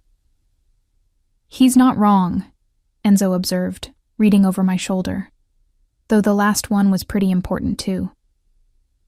"The last one got you to finally admit how you felt," I corrected. "No, the last one made me realize I couldn't keep hiding how I felt. There's a difference." He pressed a kiss to my temple. "But this one? This one shows what happens when two people stop being afraid of loving each other completely." Elena made a small sound, her tiny hand wrapping around Enzo's finger with surprising strength. He looked down at her with such wonder, such love, that I felt tears prick my eyes again. "She's going to be so loved," I whispered. "Spoiled completely," he agreed. "Between my mother and us, she won't stand a chance of not being absolutely adored every moment of her life." "Just like her father adores her mother?" "Exactly like that." His gray eyes met mine, warm and certain, and full of all the love we'd built over 3 years. "Forever, Mia. All of us. Together. Forever." "Forever," I echoed, the word a promise and a vow and a certainty. Outside, Milan bustled with afternoon life, traffic and voices, and the constant hum of a city in motion. Inside our hospital room, we existed in our own perfect bubble, a family complete, a love story that had started with jealousy and defiance, and had transformed into something beautiful and permanent. And somewhere in our home's nursery, a framed photograph waited. The Instagram post that had changed everything, that had forced honesty where there'd been silence, that had become the cornerstone of the family we'd built. The photograph that almost got deleted had instead become our most treasured beginning. 5 years had a way of transforming everything, while somehow keeping the most important things exactly the same. Elena was 4 now. A whirlwind of dark curls and gray eyes that saw too much, just like her father's. She had Enzo's intensity and my curiosity, a combination that kept us constantly entertained and occasionally exhausted. "Papa, why can't we keep it?" Elena asked for the 3rd time that morning, standing in Enzo's office and pointing at a Renaissance bronze sculpture that had just arrived for authentication. "Because it belongs to a museum, Tesoro," Enzo explained patiently, crouching to her level. "We're just making sure it's real before it goes to its new home where many people can enjoy it." "But I want to enjoy it," she argued, her lower lip jutting out in a pout that would have been devastating if we hadn't already grown somewhat immune to it. "You are enjoying it," I interjected, rescuing Enzo from the circular logic of a 4-year-old. "Right now." And when we visit the museum, you'll see it again and remember that you got to see it first."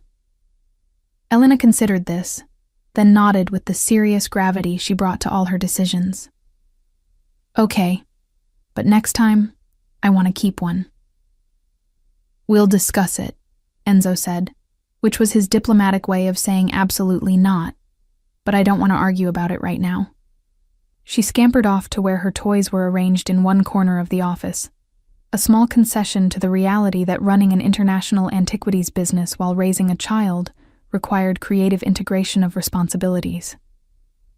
"She's going to be trouble," I observed, watching her settle in with her coloring books. "She already is," Enzo replied, but his voice held only affection. "Just like her mother." I wasn't trouble. I was professionally assertive. "You refused a direct order from your employer based on principle." His arms wrapped around me from behind, a gesture so familiar it felt like coming home. "That's definitely trouble. The best kind." I leaned back against him, comfortable in the ease we'd built over 5 years of marriage. The business had grown beyond our wildest projections. Lombardi & Reyes was now one of the most respected names in antiquities acquisition, known for ethical dealing and scholarly expertise. We'd moved to a larger space 2 years ago, hiring additional staff and expanding into museum consultation. I'd published my first book last year, a comprehensive guide to Renaissance bronze authentication that had become required reading in graduate programs across Europe. Enzo still handled the major negotiations, but increasingly we worked as true equals, our expertise complementing and enhancing each other's. "The Tokyo Museum called again," I said, pulling up the message on my phone. "They're interested in us curating their new European wing." "That's a 2-year project." Enzo's voice held a question underneath the statement. "At least." I turned in his arms to face him. "Would require extended time in Tokyo, probably with us alternating who's there." Or, I hesitated, "we could make it a family adventure. Elena would adapt. A 4-year-old in Tokyo for 2 years?" But he was already considering it. I could see the wheels turning behind his eyes. It could work. She'd become fluent in Japanese, experience a different culture, and your research would benefit from direct access to their collections. "You're already mentally planning it," I accused, smiling. "I'm mentally planning how to make it work if we decide to do it," he corrected. "There's a difference." Elena looked up from her coloring. "Are we going somewhere?" "Maybe Tokyo," I said, moving to sit beside her. "For a long visit. Would you like that?" Her eyes widened with the same excitement she brought to all new experiences. "Can we see Mount Fuji? And eat sushi?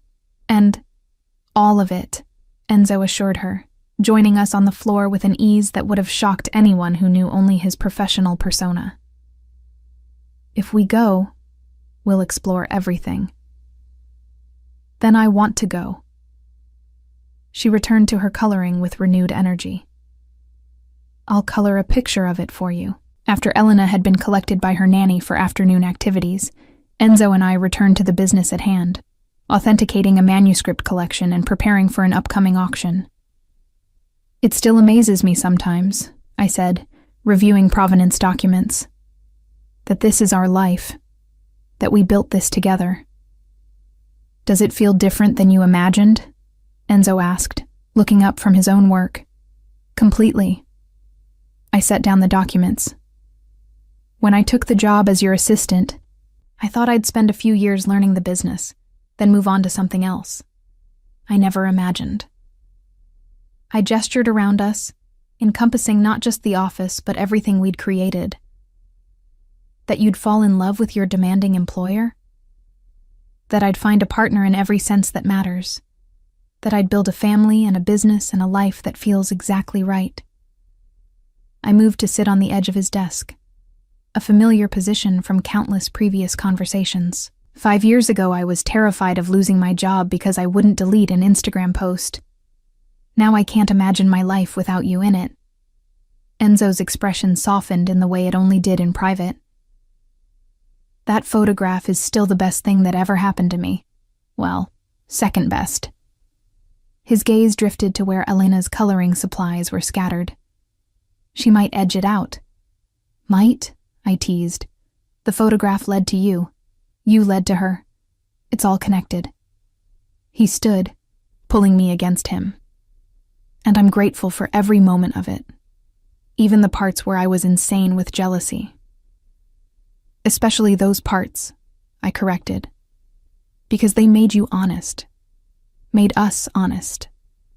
His kiss was familiar and still thrilling, 5 years of marriage having done nothing to diminish the heat between us. When we broke apart, both slightly breathless, he rested his forehead against mine. I love you, he said simply. More now than that first night I called demanding you delete the photograph, more than the day we got married, more than yesterday, and I'll love you more tomorrow than I do today.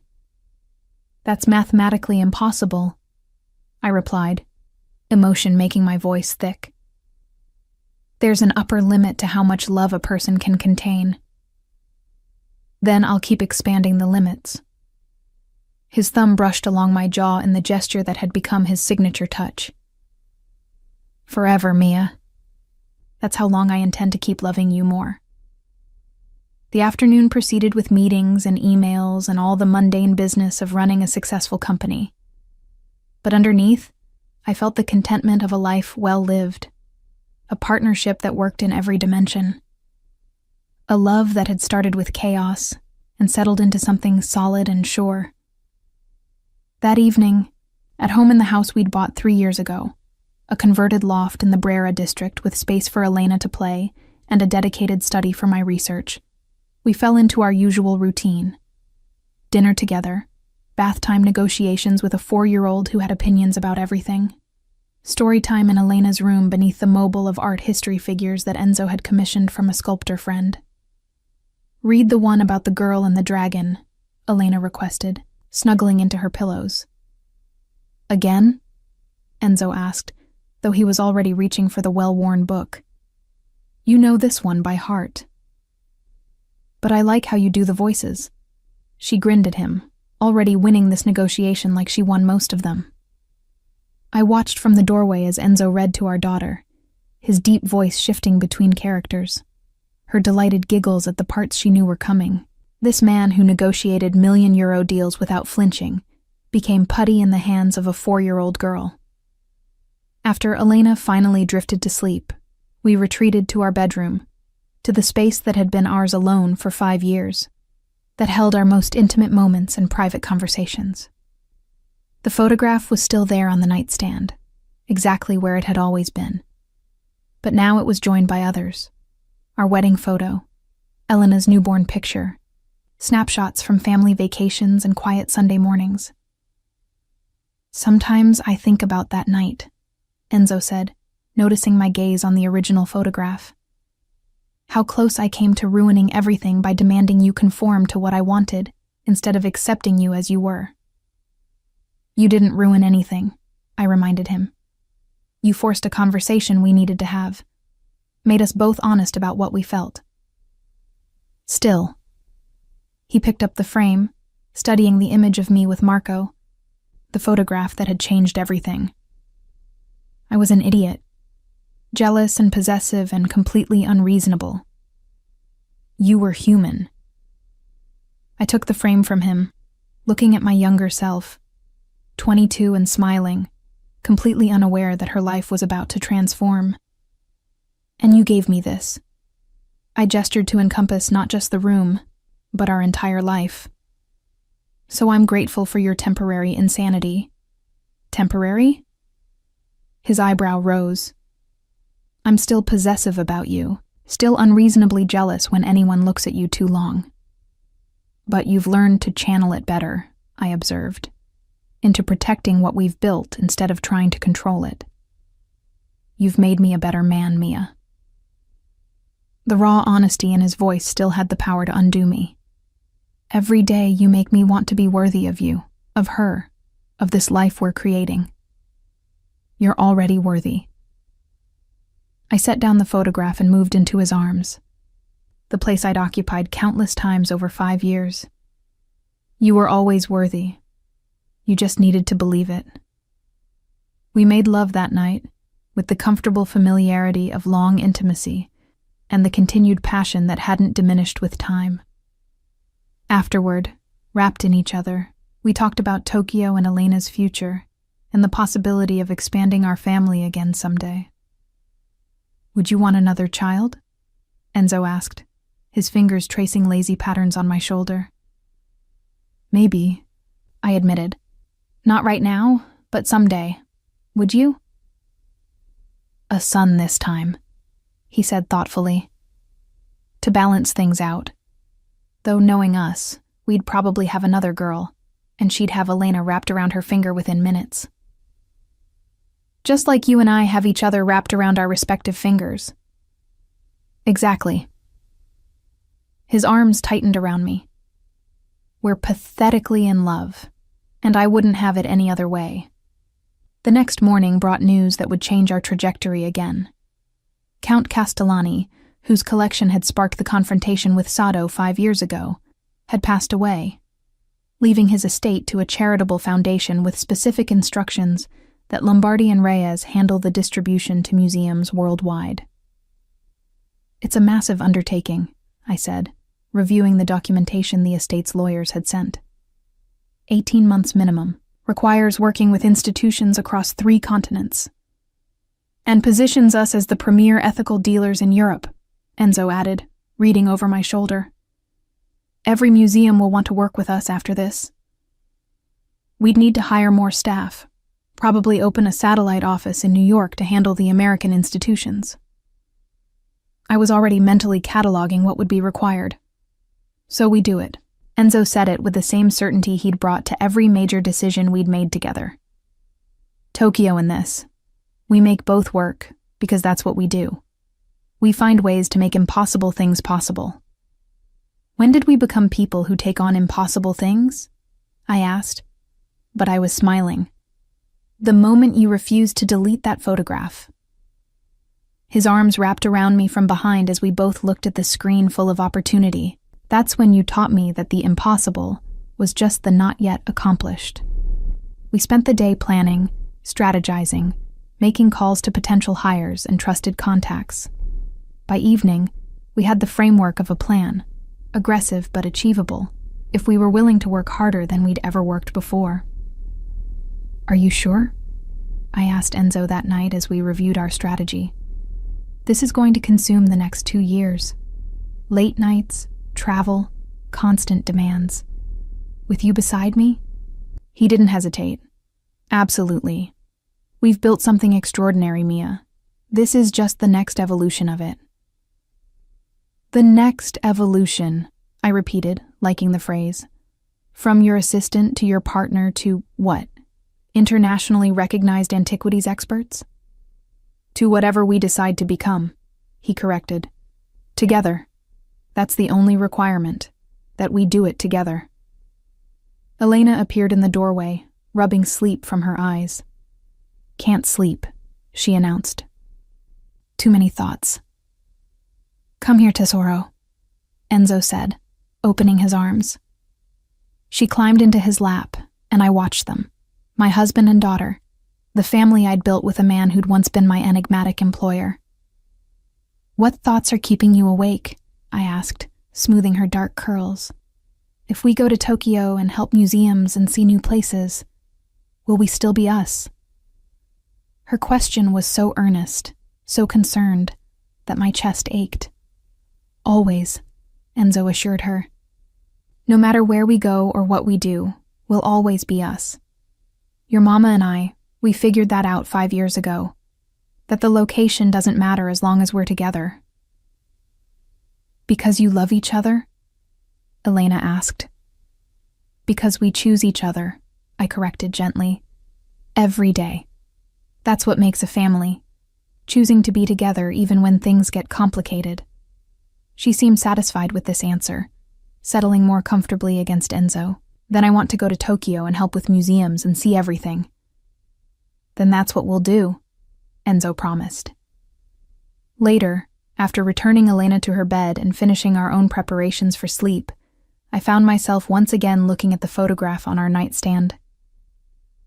Do you ever wonder what would have happened if I had deleted it? I asked. If I'd just complied with your demand instead of pushing back? Enzo considered this seriously. We would have found another way. Maybe taken longer, been more circuitous about it, but we would have ended up here eventually. You sound very certain. I am. He pulled me against him, our bodies fitting together with the ease of years. Some things are inevitable, Mia. You and I? We were inevitable from the moment you told me mediocrity was unacceptable. The photograph just accelerated what was already in motion. So it wasn't the catalyst, just the speed increase. It was the moment of truth, he corrected. The point where I couldn't pretend anymore. Where jealousy forced honesty and honesty forced change. That photograph didn't create what was between us. It revealed it. I thought about that as I drifted toward sleep. About the young woman I'd been 5 years ago, taking a selfie with her cousin, completely unaware that her life was about to transform. About the man who'd seen that photograph and lost his carefully maintained composure. About how one moment of defiance, one refusal to simply comply, had sparked everything that followed. I'm glad I was stubborn, I murmured against Enzo's shoulder. I'm glad you were fearless, he replied. Still are. It's one of the 1,000 reasons I love you. Only 1,000? A conservative estimate. His lips brushed my forehead. Sleep, amore. Tomorrow we start building the next chapter. The next chapter. It felt appropriate. 5 years had been the foundation. Learning each other, building trust, creating a family and a business and a life that worked in every dimension. The next phase would be evolution, expanding into new territories, taking on challenges that would test us in different ways, continuing to grow both individually and together. But the core would remain the same. Partnership, trust, love that had been forged through honesty and maintained through choice. In the morning, Elena bounced into our room as sunrise painted the sky in shades of amber and gold, announcing that she'd decided Tokyo needed to happen immediately because she'd dreamed about Mount Fuji. Patience, Tesoro, Enzo said, pulling her into bed between us for morning cuddles that had become family tradition. These things take time to plan properly. But I'm ready now, she insisted with 4-year-old logic. Being ready and being prepared are different things, I explained, brushing her curls from her face. We need to make sure everything is arranged properly so our adventure goes smoothly. She sighed dramatically, but accepted this, snuggling between us with the complete trust of a child who'd never known anything but love and security. Later, at the office, we formally accepted the Castellani estate project and began the complex work of cataloging, authenticating, and placing priceless artifacts in appropriate institutions. It was exhausting, exhilarating work that required every skill we'd developed over the years. This is what we were meant to do, Enzo said one evening, as we reviewed placement proposals for a collection of Venetian glass.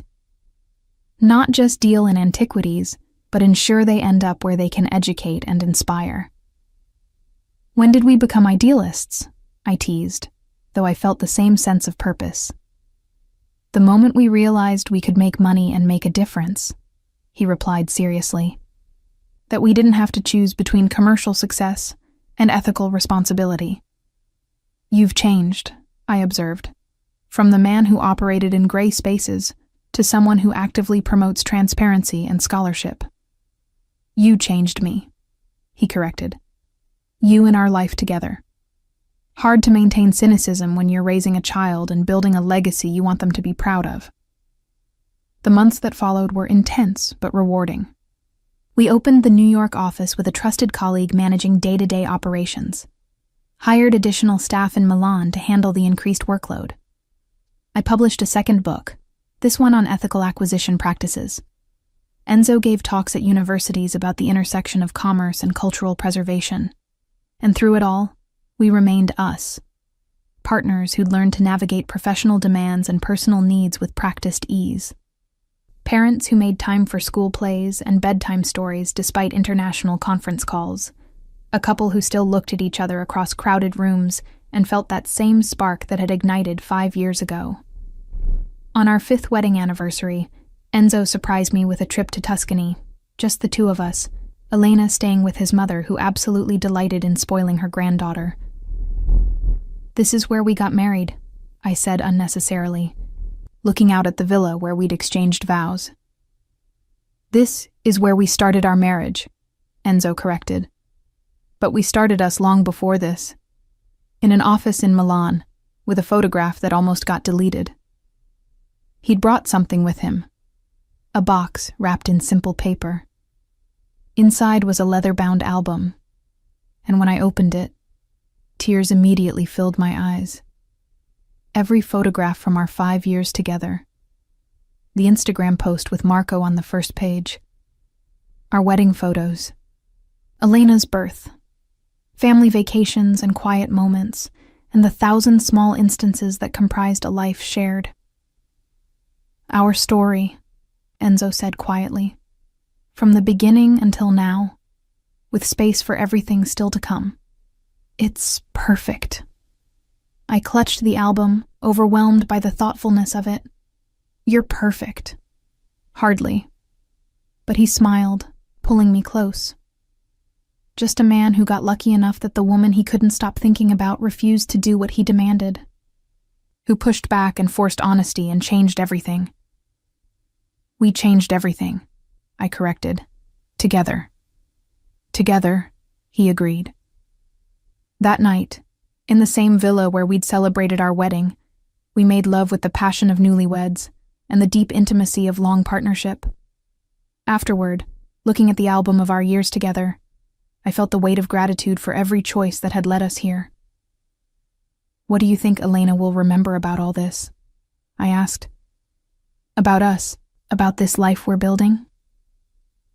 "That her parents loved each other," Enzo said simply.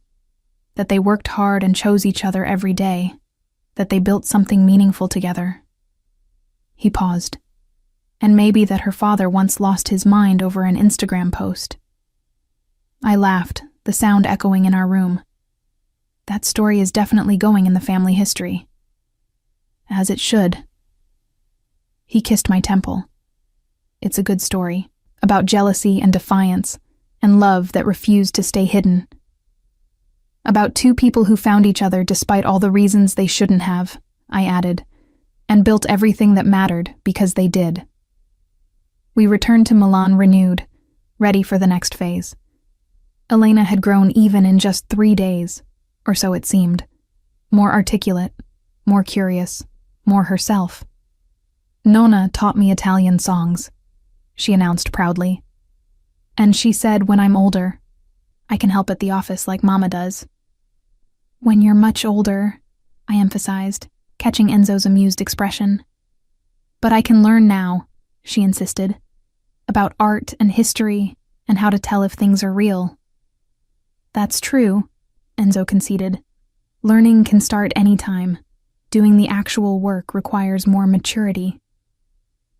"Then I'll be mature," Elena declared with the absolute confidence of a 4-year-old, making us both laugh. The Tokyo project moved forward, and we decided to make it a family adventure as originally discussed. 6 months in Tokyo, then returning to Milan for 6 months, alternating for the duration of the project. Elena would attend an international school. We'd immerse ourselves in Japanese culture, and the entire family would grow from the experience. "Are we crazy?" I asked Enzo the night before our first departure for Tokyo. "Uprooting a 4-year-old, managing a business across continents, attempting to curate an entire museum wing while parenting?" "Completely crazy," he agreed cheerfully. "But we've never done anything the conventional way. Why start now? Because conventional is safer? Conventional is boring." He pulled me against him, his arms secure and certain around me. "And we're many things, Mia. But boring isn't one of them." Tokyo was everything we'd hoped. Challenging, exciting, overwhelming, and absolutely perfect. Elena thrived in the international school environment. The museum work pushed us professionally in new ways, and being together as a family in a completely different culture somehow strengthened our bonds rather than straining them. "She's happy," I observed one evening, watching Elena play with new friends in our temporary apartment's common area. "She is," Enzo agreed. "And so are you. I can see it." He was right. Despite the challenges, despite being far from home, despite the constant juggling of responsibilities, I was happy. We were happy. Because we had what mattered, each other. On the 1-year anniversary of our Tokyo project, I discovered I was pregnant again. The news was both surprising and welcome. Life continuing to evolve in ways we couldn't quite predict, but could absolutely embrace. "A son," Enzo said when we learned the baby's gender. "A son to go with our daughter. We're building quite the family, Signora Lombardi." "We are," I agreed, my hand resting on my growing belly. "And it's perfect. All of it." The baby arrived on a spring morning in Milan. We'd returned for the birth, wanting him to be born in the same hospital as his sister. Marco, we named him, after my cousin who'd unknowingly sparked everything with a simple photograph at a charity gala. Elena was besotted with her baby brother, wanting to help with everything despite being only 5. "He's ours," she kept saying with possessive delight. "Our Marco." "Yes," I agreed, watching Enzo hold his son with the same wonder he'd shown when holding Elena for the first time. "Ours." 10 years after that fateful Instagram post, we'd built an empire, professional and personal. Lombardi and Reyes was internationally recognized. Our children were thriving. Our marriage had weathered challenges and celebrated triumphs.